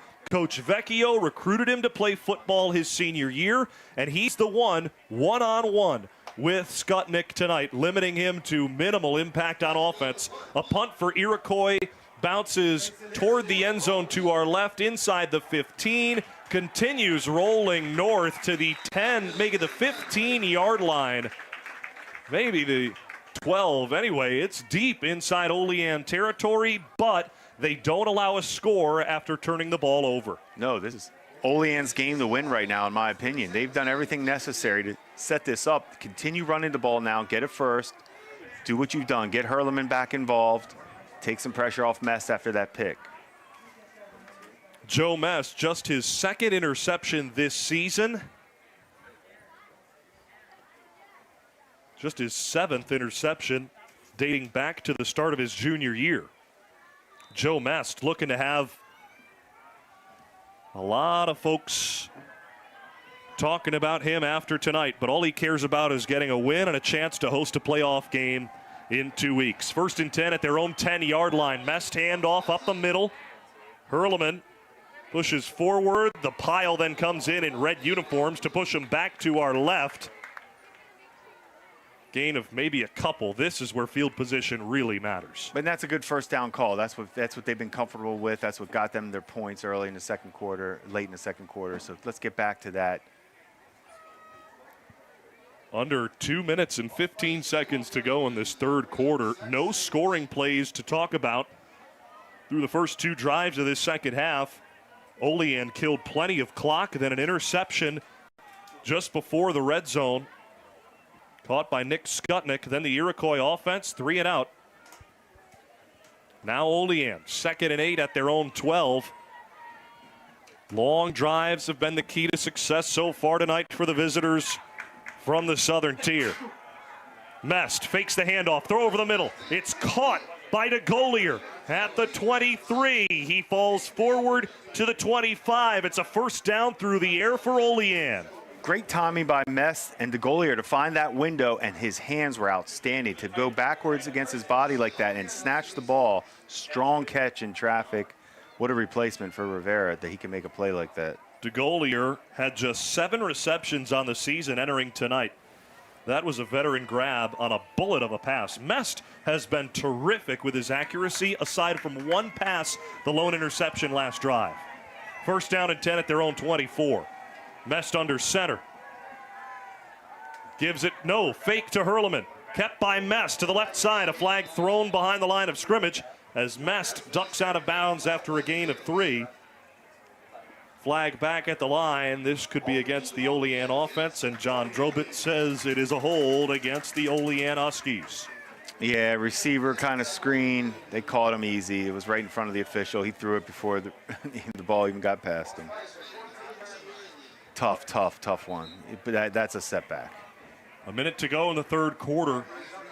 Now, after the penalty yardage is assessed, Olean faces 1st and 20. Again, though, Jim, they're hanging on to the football. Again, and get back to it. Yep, Herrmann, you don't have to get crazy here. Just try to get some yards back. But you're right. Keep that clock moving. 1st and 20 at their own 14. Myers, the running back, motioned to the right side. Swing pass near side. It is Myers who gets met just at the line of scrimmage. The defense for Iroquois now flying around. That Skutnik interception last drive has certainly lifted the energy on the sideline nearest us. Yeah, that was gang tackling at its finest. Another receiver screen, and Iroquois is flying to it, not letting any lanes open up. Wasn't much warm-up music before the game. There wasn't much spectacle. We're here to play football, but The energy was a bit low to start the game for Iroquois. Now it's starting to pick up after that pick. I wouldn't mind some answers on how the lack of music in a pregame. Just haven't seen that before. We'll do some investigative research during this timeout. That's the end of the third quarter. No scores to talk about in the third. We are tied at 14 apiece. Iroquois and Olean close it out in the fourth quarter after this on Friday Night Lights, presented by Villa Maria College. Visit Villa Maria College and discover what it means to be a Viking. Come see the energy, teamwork, and pride that makes the Villa Vikings unstoppable. Schedule your tour at visit.villa.edu. BTPM's Friday Night Lights in partnership with Section 6 is presented by Villa Maria College, advancing educational opportunity for all of Western New York. Friday Night Lights is supported by our members and by the WNED Foundation Incorporated. Mr. Goodbar, your headquarters for watching away games on Elmwood Avenue. Denny's, America's Diner, is always open. Brighton Liquor and Wine, 930 Brighton Road in Tonawanda. And by SEI. More information at seic.com. Do you love theater? Can't get enough of Broadway shows? Join Buffalo Toronto Public Media this January in New York City for Just in Time, Operation Mincemeat, Buena Vista Social Club, The Play That Goes Wrong, and The Queen of Versailles. Show tickets, hotel, travel, and select meals are included. Space is limited, so don't delay. January 19th through the 23rd. Visit btpm.org/travel. Each month, BTPM Classical brings the music off the airwaves and onto the stage. Our live on-stage concerts feature world-class performances and intimate conversations with the artists, all for free at Buffalo Toronto Public Media. Sign up for the next concert at btpm.org/events and watch previous performances on the BTPM YouTube channel.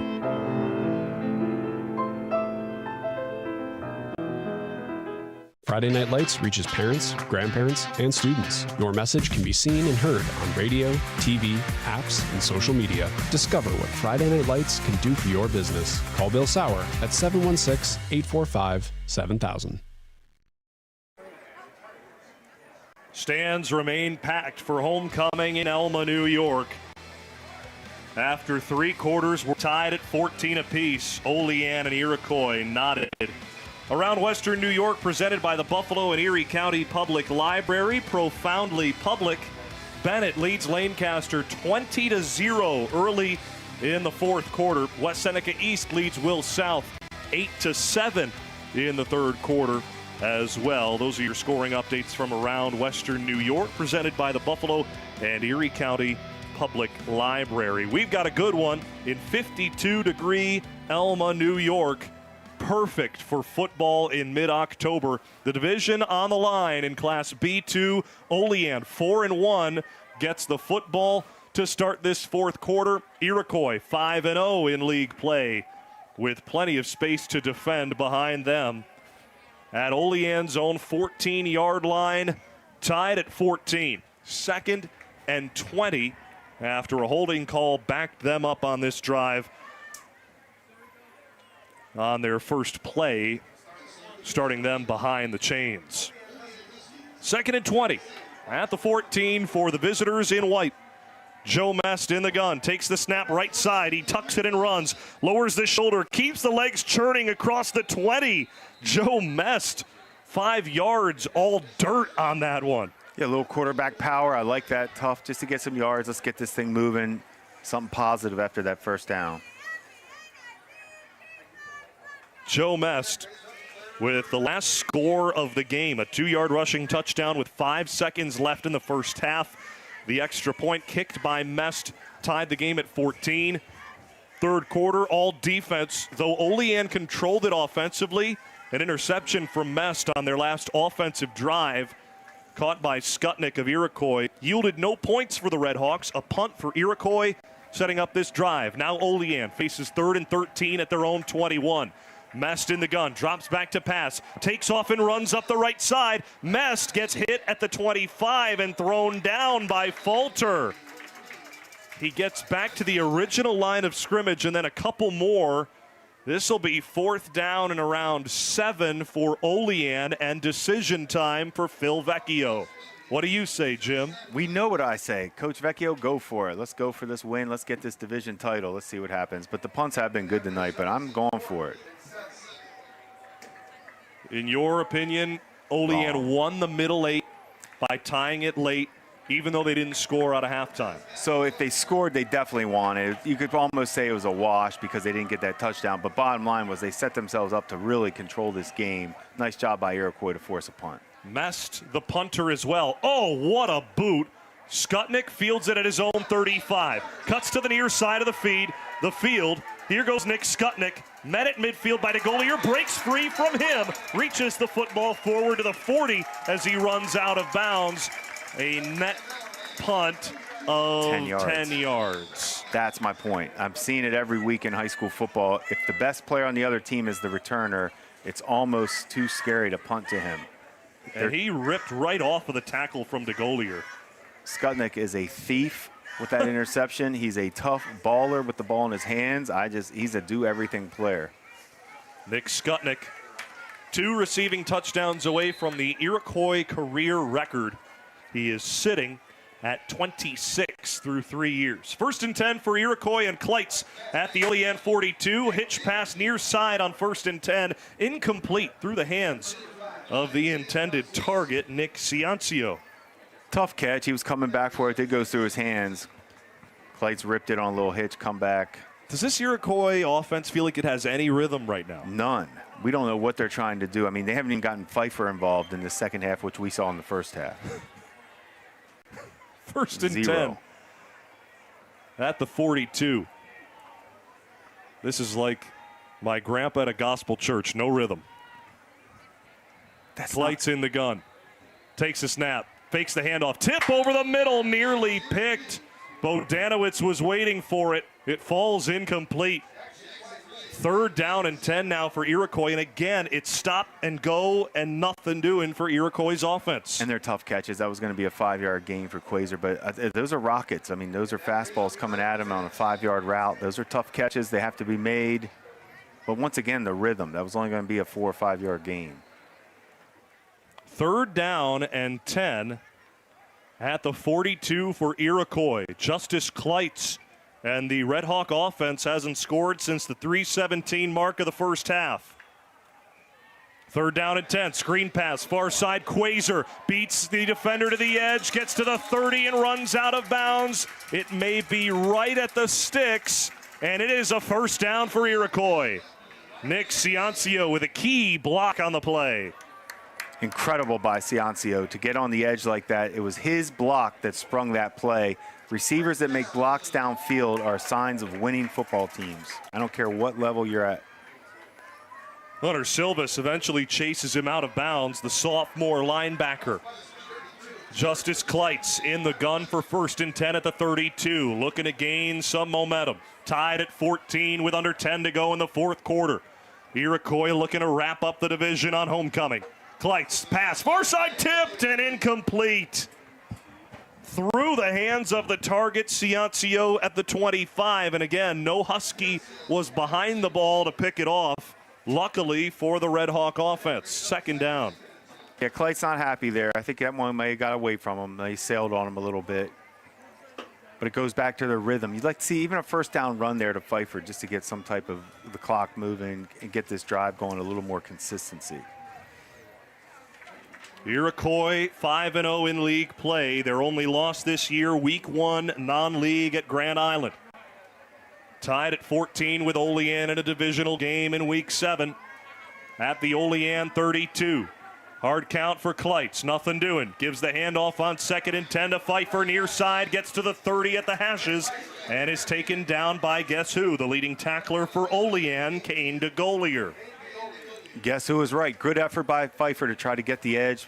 The goalie came in and made that play. His good length to finish and wrap those tackles. Olean's scout defense, which includes DeGolier and the starting linebackers. Coach told us they had been beating up on the Olean offense all week. Perhaps that's just real good defense. 3rd down and 7 at the 29 of Olean for Iroquois. Kleitz in the gun, 2 receivers, to the left. Now Skutnik sprints out to the right side in motion. Third down play for Kleitz. Tucks it under his right arm, has plenty to run. He throws it instead to Kreuzer, who has it at the 10. Jukes past Bodanowicz, but he gets down. Check that, it's Joe Mest who makes the tackle down at the 5-yard line. A first down for Iroquois within striking distance. Kleitz and Kreuzer, they just got out on the edge. Play was broken down. The original read wasn't there. Nice job by Kleitz to get out. Kreuzer followed him. Nice throw so he could catch it and get up the field. Kreuser's a good athlete like we talked about, has speed.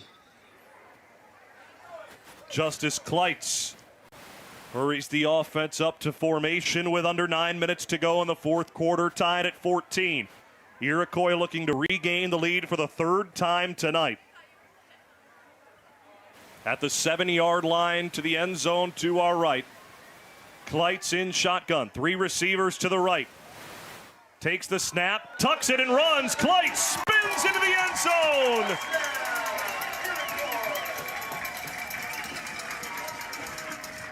Justus Kleitz gives Iroquois the lead again. Quarterback draw. He saw it, read it. Didn't have to force anything, just nice vision. Set it up with a nice little play action with his hand, like he was going to throw it to a screen. Used his body, his speed. He's a good runner, natural with the ball in traffic. Good drive right there by Iroquois to send the message. Now can they finish?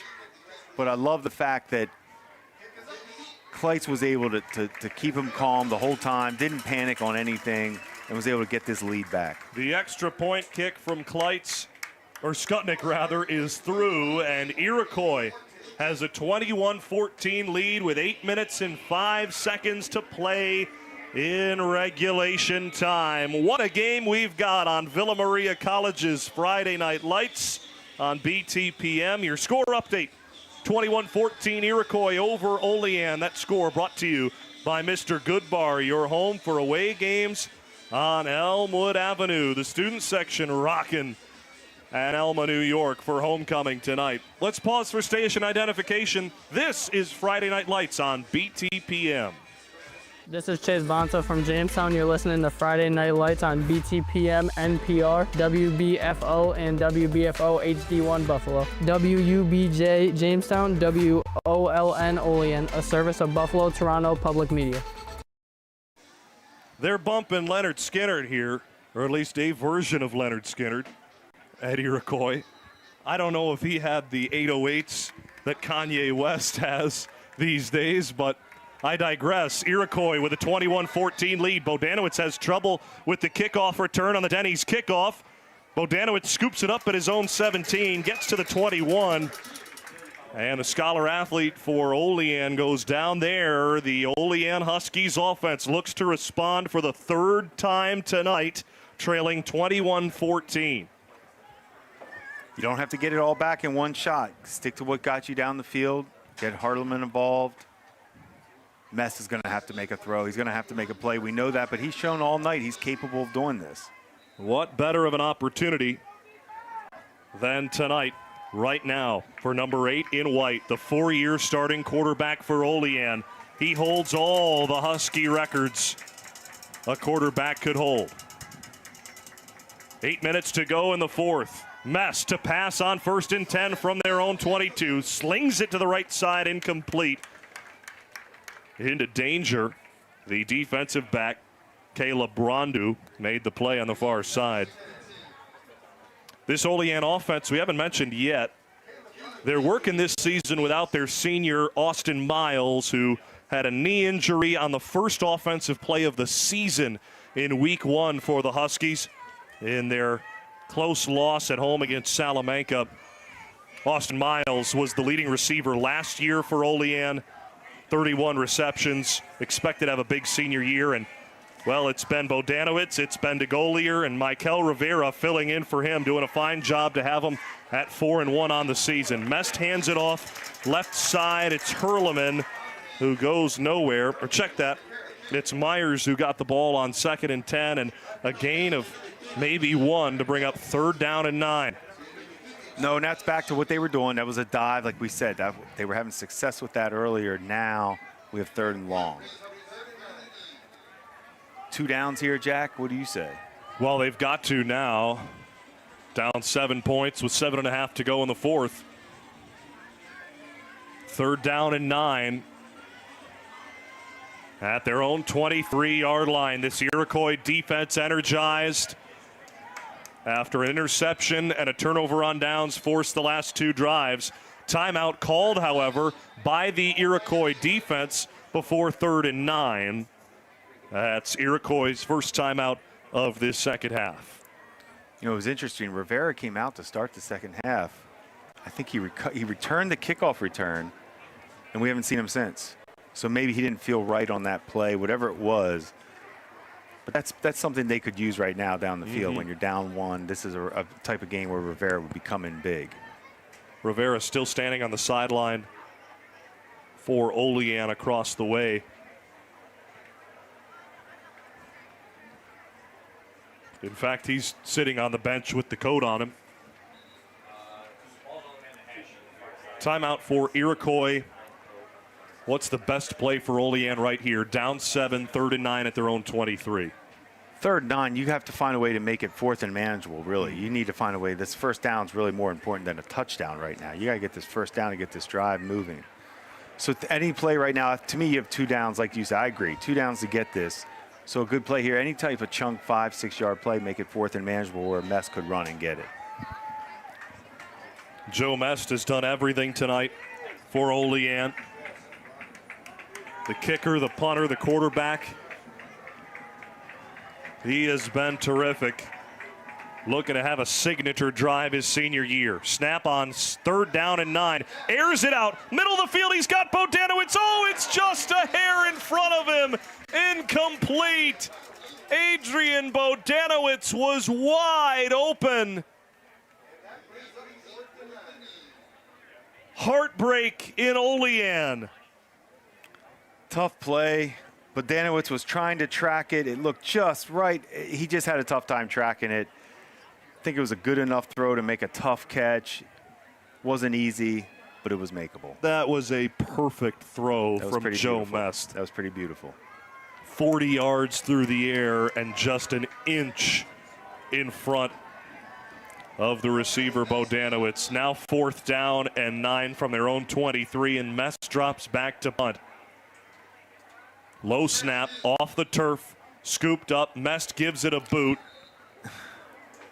And it goes out of bounds at the 40, a punt of just under 20 yards. Yeah. Almost wish they would have went for another deep shot.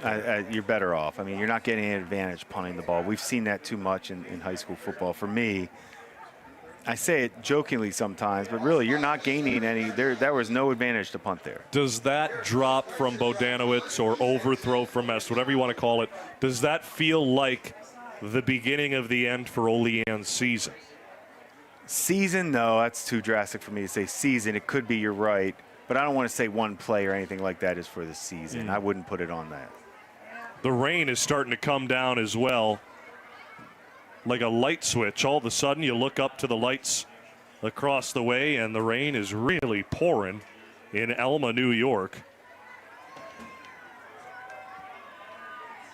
1st down and 10 for Iroquois at the Olean 30, up 21-14 on homecoming. Kleitz rips it near side. Oh, and it's incomplete.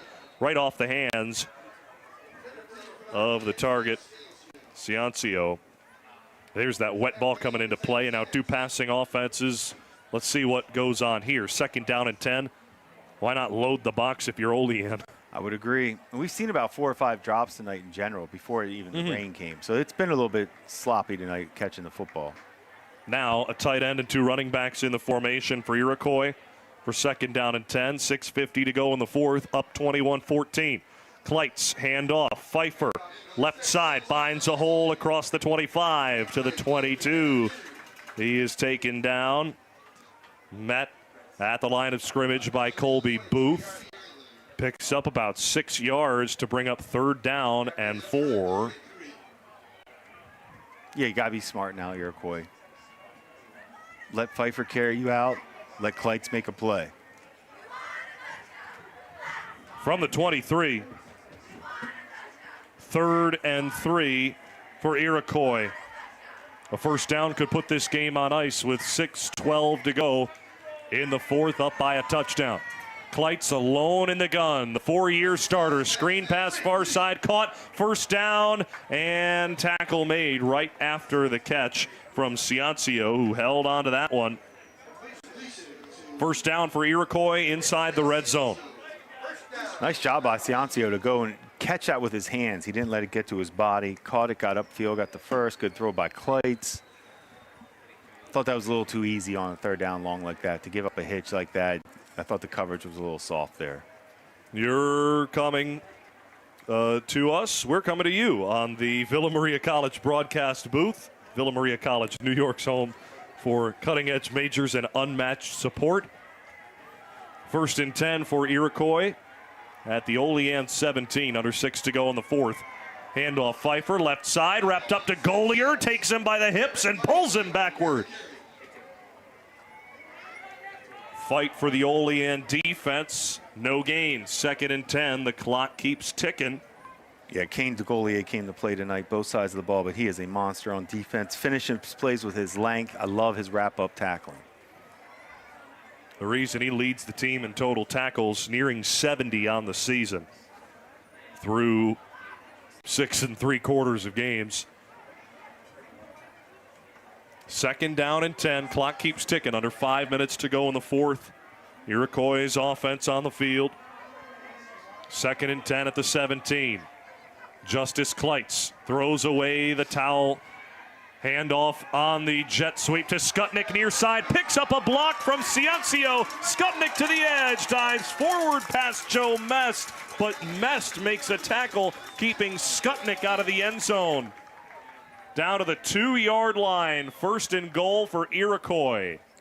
Touchdown saving tackle by Mest. What a play by Skutnik to make a player miss in traffic, then bounce it to the outside, use his speed to run away. Mest took a good angle, used the sideline to get him out. Skutnik is just pure speed. A playmaker. No doubt. 1st and goal. Skutnik hasn't scored tonight. Lines up wide to the right.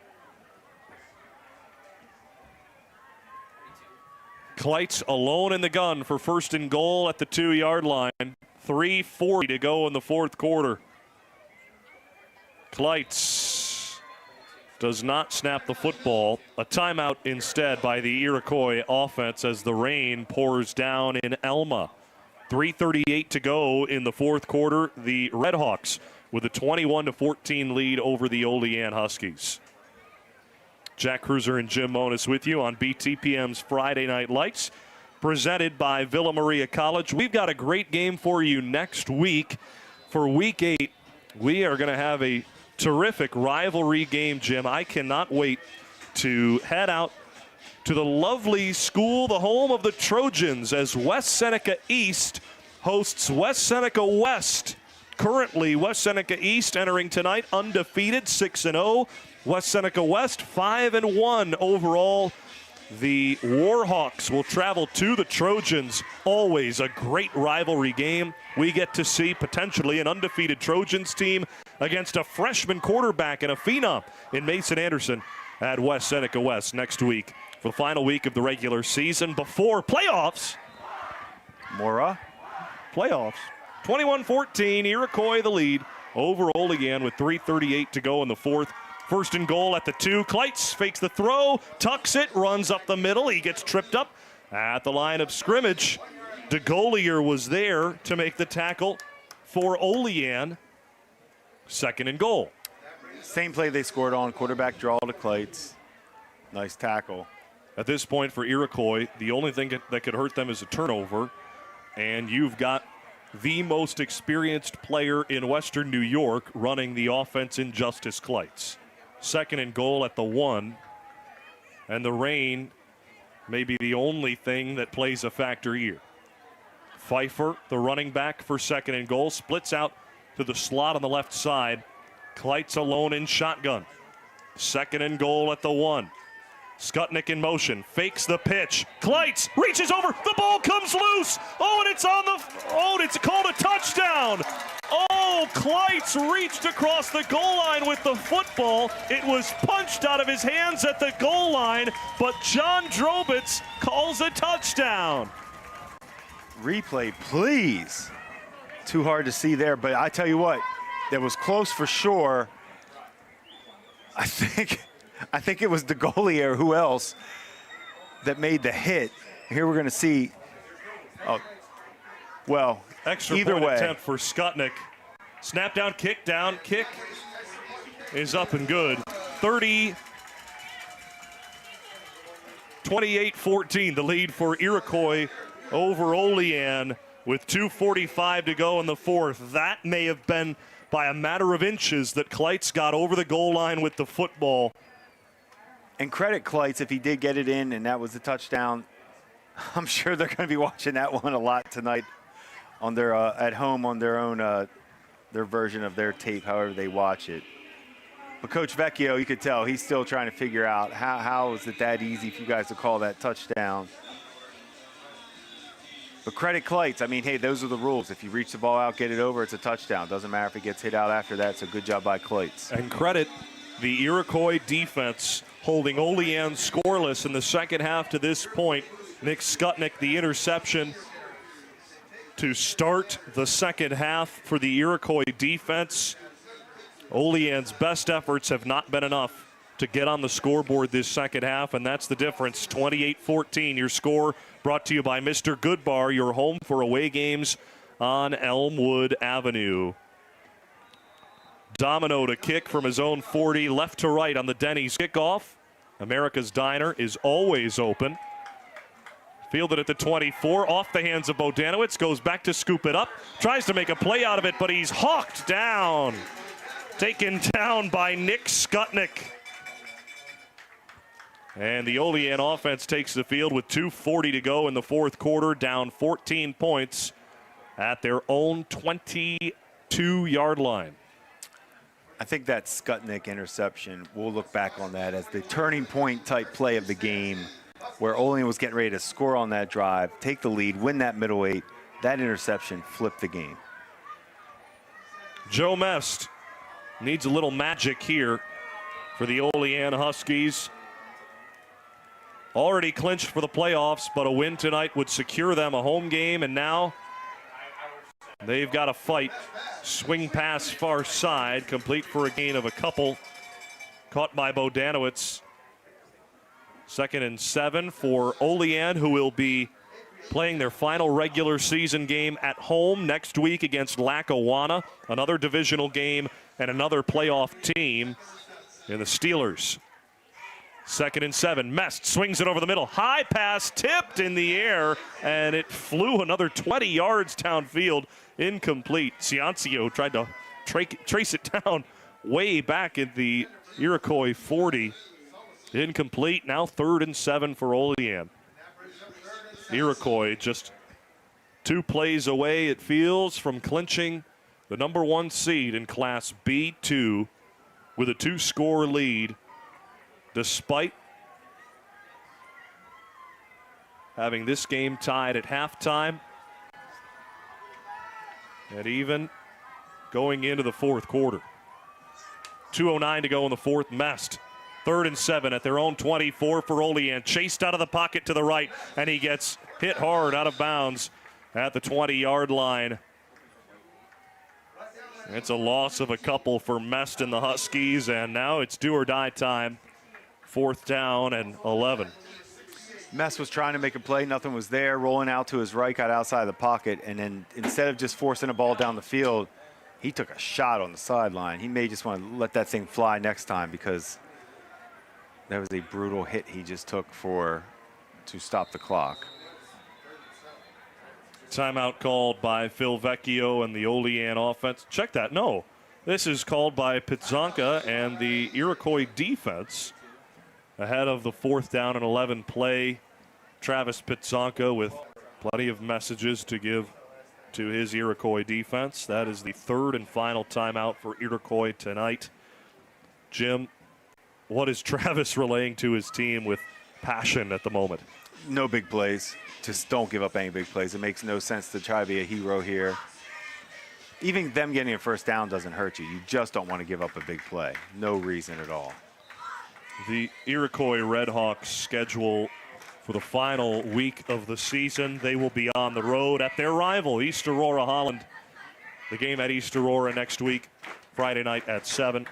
A divisional game for Iroquois to perhaps go undefeated.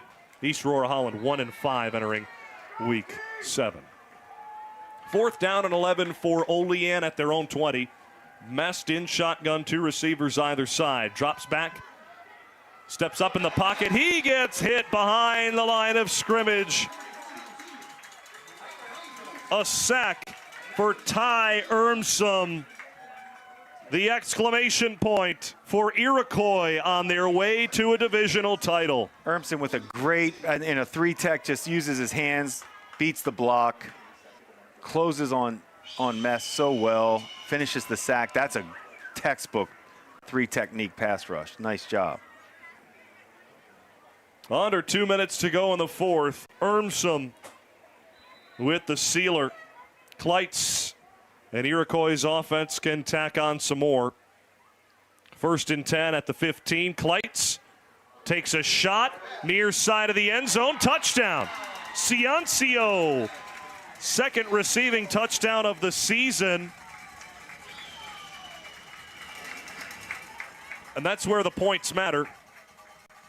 The power points, Iroquois now up 20 points, and that's not rubbing it in. That is Iroquois saying we want to guarantee the #1 seed in Class B2 and potential home field advantage if they make it to Highmark Stadium, being the home team, depending on how the other side of the field shakes out. So Iroquois gets the 20-point lead, and the extra point is good as well for Skutnik.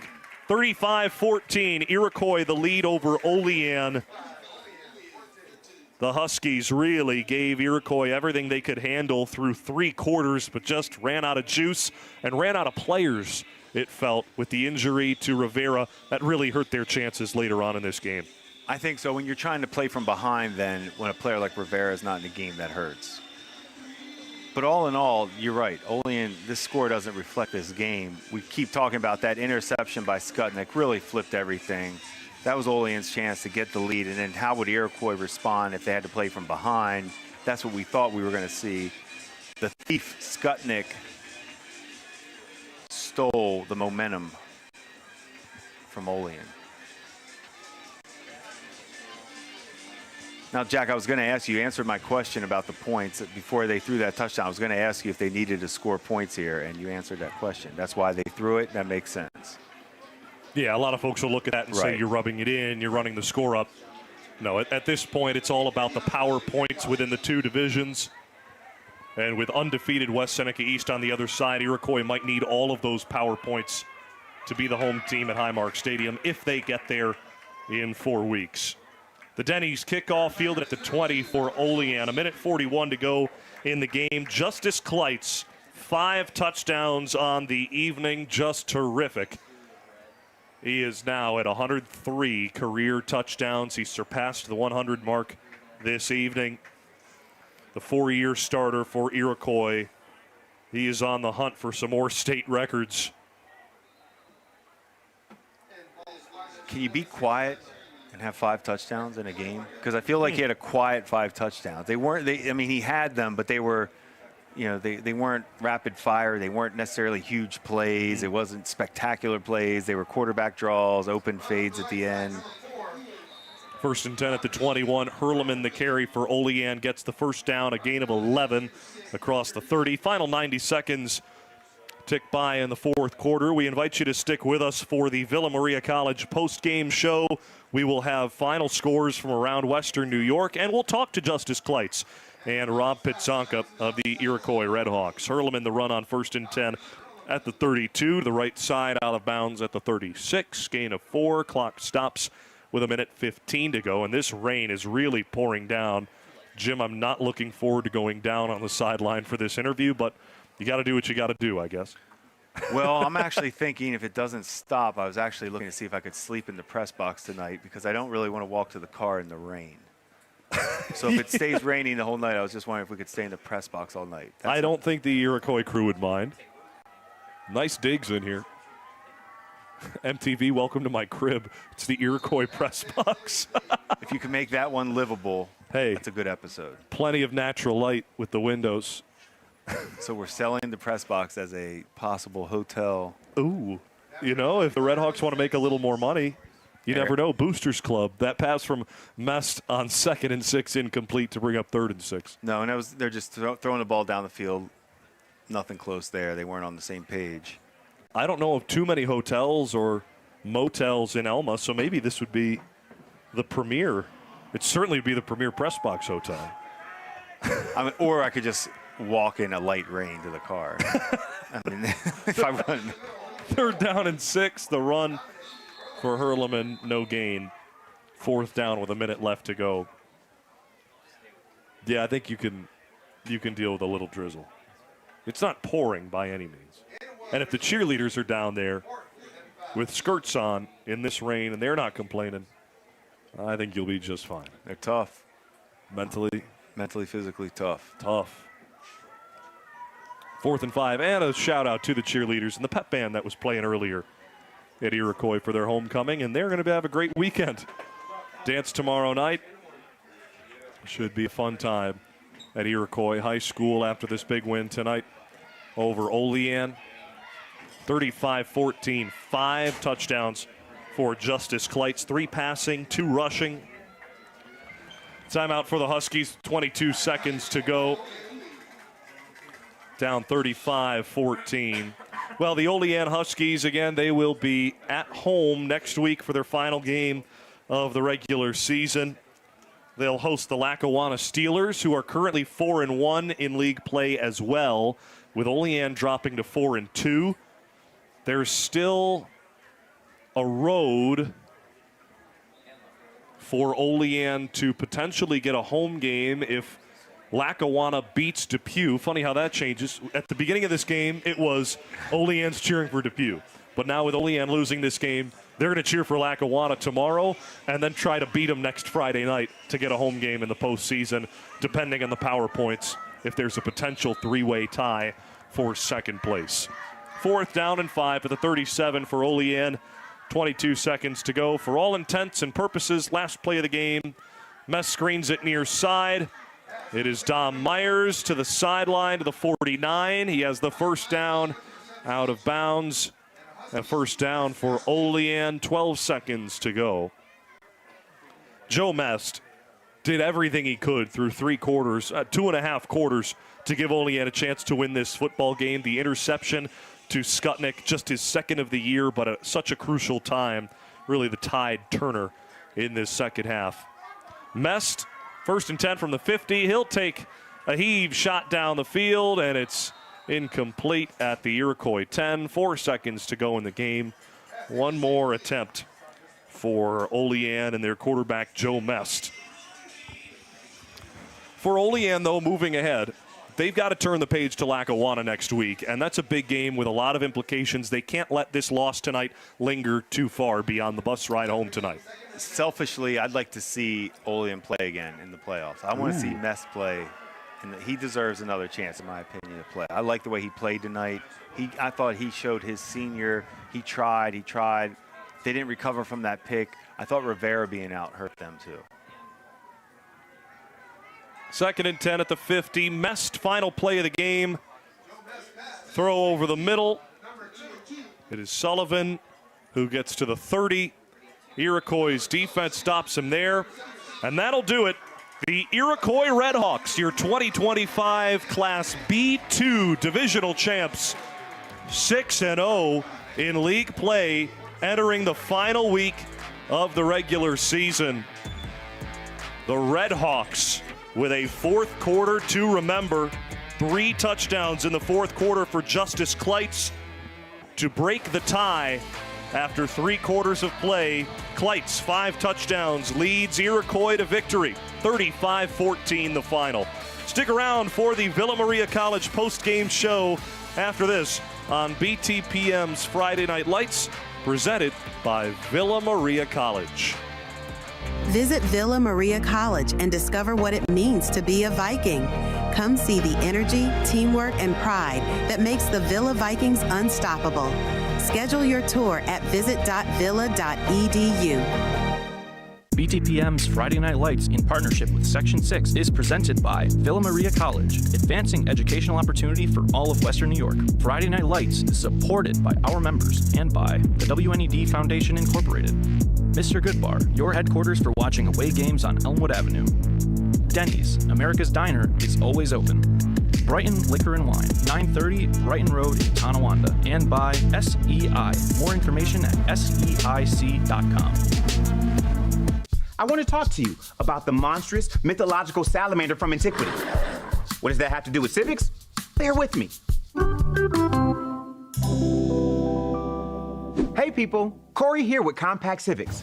In 1812, Massachusetts Governor Elbridge Gerry and his party, the Democratic Republicans, hated the other party, the Federalists. Back then, voting districts were determined by the boundaries of a county.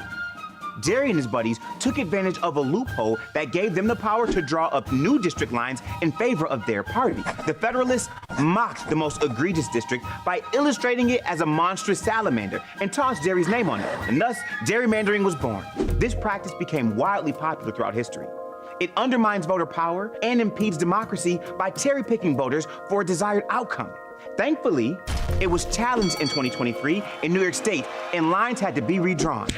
Next time, we'll talk about how gerrymandering makes representation unfair and directly impacts you. Support for Buffalo Toronto Public Media's Friday Night Lights comes from our members and from your local Denny's. America's Diner is always open. Denny's salutes Section 6 student athletes, serving you with 18 locations throughout the region. Welcome to the Villa Maria College post-game show. Villa Maria College, advancing educational opportunity for all of Western New York. Jack Kreuzer, Jim Monis, 35-14. Iroquois defeats Olean on homecoming to win the Class B2 Divisional Championship. Well, Jim, it was a great night of football. From the first quarter to the third quarter, there was no difference between these two teams, tied at 14. What was the change in the fourth that allowed Iroquois to pull away with a 20-plus point win? I think it was the fourth quarter is when it got away, but it was that interception from Skutnik that changed the momentum of the game, where Olean looked like they were about to switch it back, get that big mo, we call it big momentum. And Skutnik took it right away, the thief. And then I thought Iroquois settled in a little bit more in the fourth quarter. We talked about rhythm. They seemed to find Kleitz took over, kept everything under control. The playmakers made plays. They enforced their dominance in that fourth quarter. You mentioned that quiet 5 touchdowns from Justus Kleitz tonight. 5 touchdowns, over 100 in his career, 5 this evening. For Justus Kleitz, is it championship or bust this season? Yeah, and you can see the way he's playing that way. He's looking around. He wants everybody to know, this is my team. I want to win a title. Raise your game. He's done it before. They had a Connolly Cup winning running back that year. Perhaps Justus Kleitz is in the conversation this year, but he's got a heck of a team around him that all made plays tonight. Nick Skutnik, again, not the dynamic offensive receiver for the first time pretty much all season. This game, maybe 5-6 catches, less than 100 yards. He wasn't spectacular. Credit the defense of Olean for keeping him in check. They made it a point. They had help up top. They were going to double team him when they could. And then obviously Olean had their chances. Their strategy for this game was right. They had a chance in the third quarter to take the lead. Good strategy, didn't execute that drive. It was Justus Kleitz with a rushing touchdown of 7 yards with 8:05 to go in the fourth quarter. That gave Iroquois the 21-14 lead. His first rushing score of the game, and on the season, that's his first rushing touchdown. He added another just 6 minutes later. That Iroquois defense found something within themselves in that fourth quarter to force a string of stops really from halftime on. And they needed to, because Mest really was challenging them tonight. He was going to put it on them either way he could. He was going to run the ball. He was going to make throws down the field. Even after they lost Rivera, Mest wasn't fazed. We mentioned the terrific play calling from Phil Vecchio of Olean at halftime. How was the play calling, offensive, defensive, from the Pizzonkas, from Iroquois in the second half? Oh, I thought both teams were outstanding. I mean, you could tell why these are two of the better teams. Both well coached. Both they played to their strategies. They didn't get outside of there. They didn't panic, which always is a sign of somebody that sometimes it just gets too crazy for a team. I thought Iroquois stayed the course, settled down in the second half, defensively especially, and took care of business. The head coach and offensive coordinator, Rob Pizzonka, relays the victory speech for his team, but they know the job's not finished. The first goal was to make the playoffs. The second goal to host a playoff game. They're going to do that. The third goal was to win the division. That team on BTPM Create and BTPM's YouTube channel that you see now in red uniforms kneeling in the end zone to our right are victorious in all 3 goals of the regular season. They will be the top seed in Class B2. Whether or not they are the outright Class B regular season champs is still to be determined. They've got a league game next week. We'll get into our upcoming schedules after the Villa Maria College post-game show takes a quick break. We'll catch up with Rob Pizzonka and Justus Kleitz after this on the Villa Maria College post-game show. Again, final 35-14 Iroquois over Olean on Friday Night Lights, presented by Villa Maria College. Support for Friday Night Lights comes from our members and from SEI. SEI proudly supports the WNED Foundation, connecting communities through the Friday Night Lights tradition. More information at SEIC.com. What if your spare change could help protect the public media you love? When you link your Visa or MasterCard at btpm.roundforgood.com, your everyday purchases are rounded up to the nearest dollar.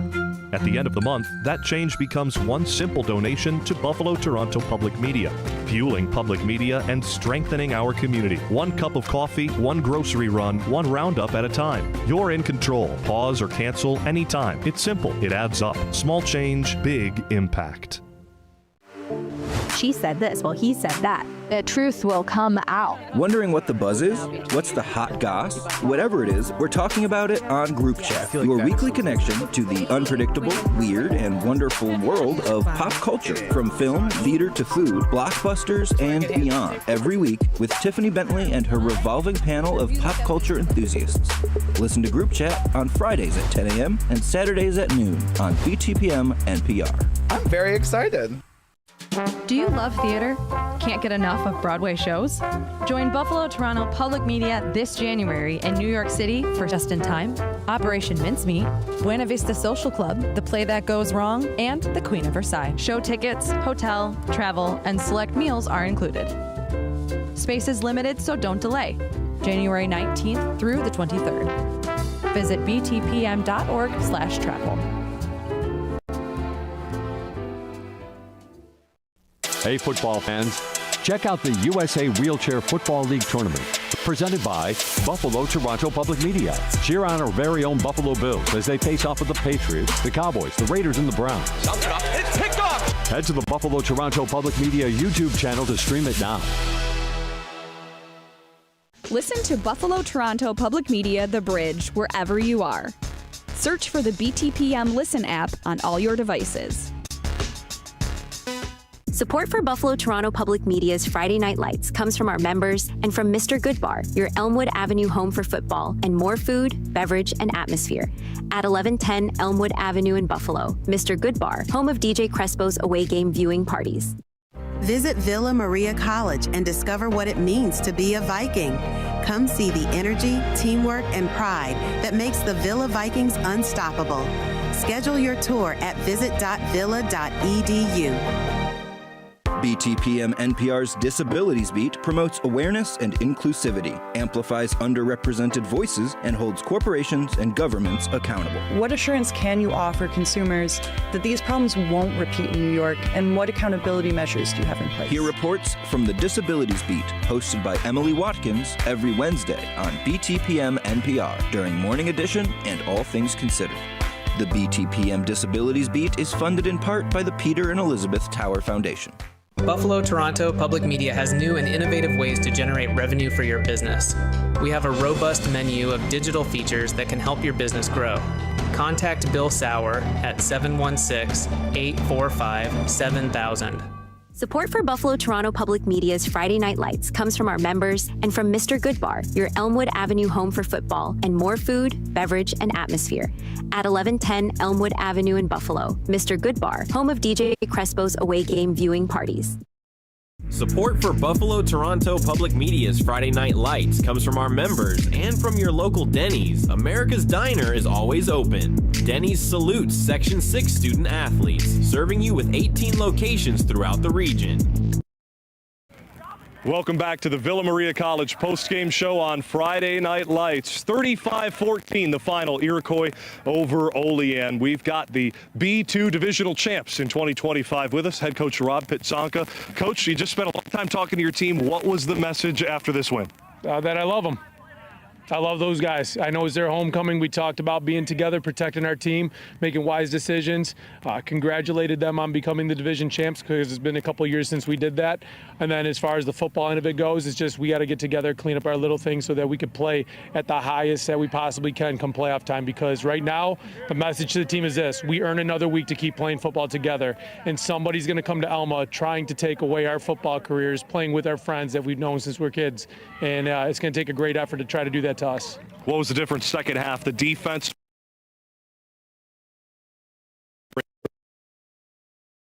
And I think that's going to be common for a lot of people with what they're going to try to do to us. But the guy standing behind you is the one that makes me look right. I was calling plays and he was checking them. And he checked them to touchdowns. He made decisions out there when we had plays called, and he decided not to throw the ball and run for a touchdown. So having a four-year starter at quarterback, he tends to make us look really good, especially myself. So I'm fortunate and blessed to have him. Simple as that. Player of the game, Justus Kleitz. 5 touchdowns tonight, 2 on the ground, first of the season. How are your legs feeling? I'm feeling good. You know, they weren't very long, and I gave all credit to the O-line. You know, I did very minimum in that and just did what I could and scored. You know, so I did. To what Coach Pitzonka was saying, you're making a lot of checks out there. What did you see from the defense that gave you a clue? Well, I mean, obviously they were playing double on Skutnik the whole game, which a lot of teams are going to do and have done. And I trust every one of my receivers out there. And they were giving me, a lot of times they were giving me the safety to Skutnik side. So they're playing 3-on-1 most of the time. So I'm checking the plays and I trust each one of my receivers. And I'm checking, letting them run up the seam, throwing it, and they're catching it and making big plays out there. It was your spreading of the wealth that got you to over 100 career touchdowns, surpassed that milestone tonight. Who are some of the guys that helped you get along that way? Well, Jesus Christ, of course, I give all glory to. And then on the field, Skutnik, of course, and then every single one of my receivers. Jackson Kreuzer had a touchdown, TJ Domino had a touchdown. And you go back to freshman year, you know, Nate McGoldrick, Matt McCurry, those guys. So I think it's just every year I had great receivers. I'm just blessed with that. And this year, obviously, Scott's the main focus. And tonight he didn't have the greatest game, but he's taking away defenders for other guys to make plays, which is such a team thing to do. Last thing, Justus, is it championship or bust this year for Iroquois? Championship for sure. That's our mind. That's our goal set. That's our mindset, and that's our goal from January since we're lifting and doing OTAs in the gym. That's what we want. That's what we're going to get to. Let's set themselves up for success with a win tonight.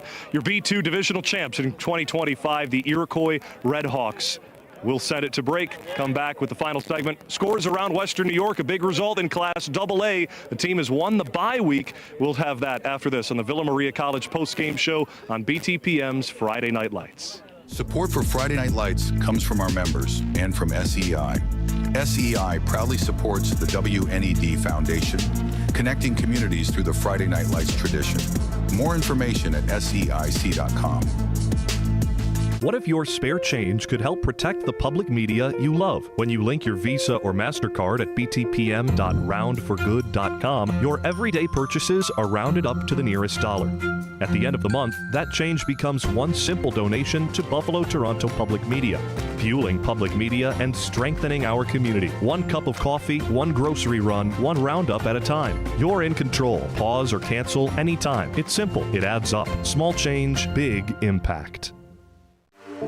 She said this, well, he said that. The truth will come out. Wondering what the buzz is? What's the hot goss? Whatever it is, we're talking about it on Group Chat, your weekly connection to the unpredictable, weird, and wonderful world of pop culture, from film, theater to food, blockbusters, and beyond. Every week with Tiffany Bentley and her revolving panel of pop culture enthusiasts.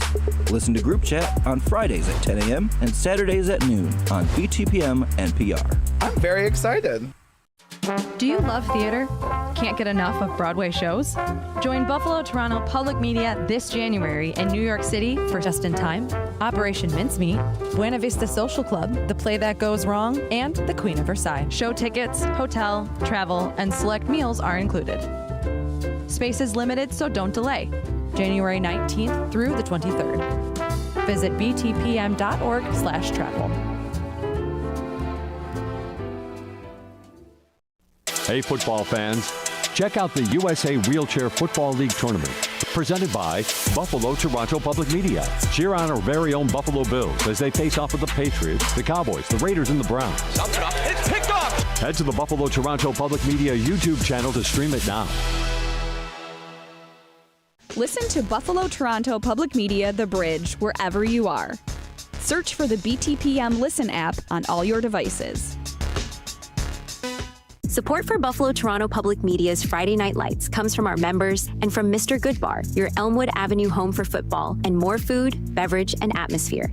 At 1110 Elmwood Avenue in Buffalo, Mr. Goodbar, home of DJ Crespo's away game viewing parties.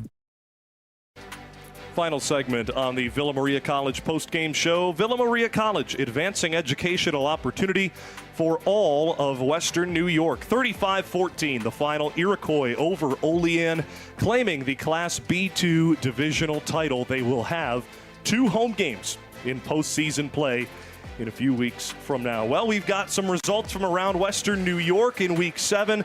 Presented by the Buffalo and Erie County Public Library. Bennett with a win over Lancaster, 36-7. The Tigers put a beating on the Lancaster Legends. Bennett remains unbeaten in Class AA. They claim the top spot.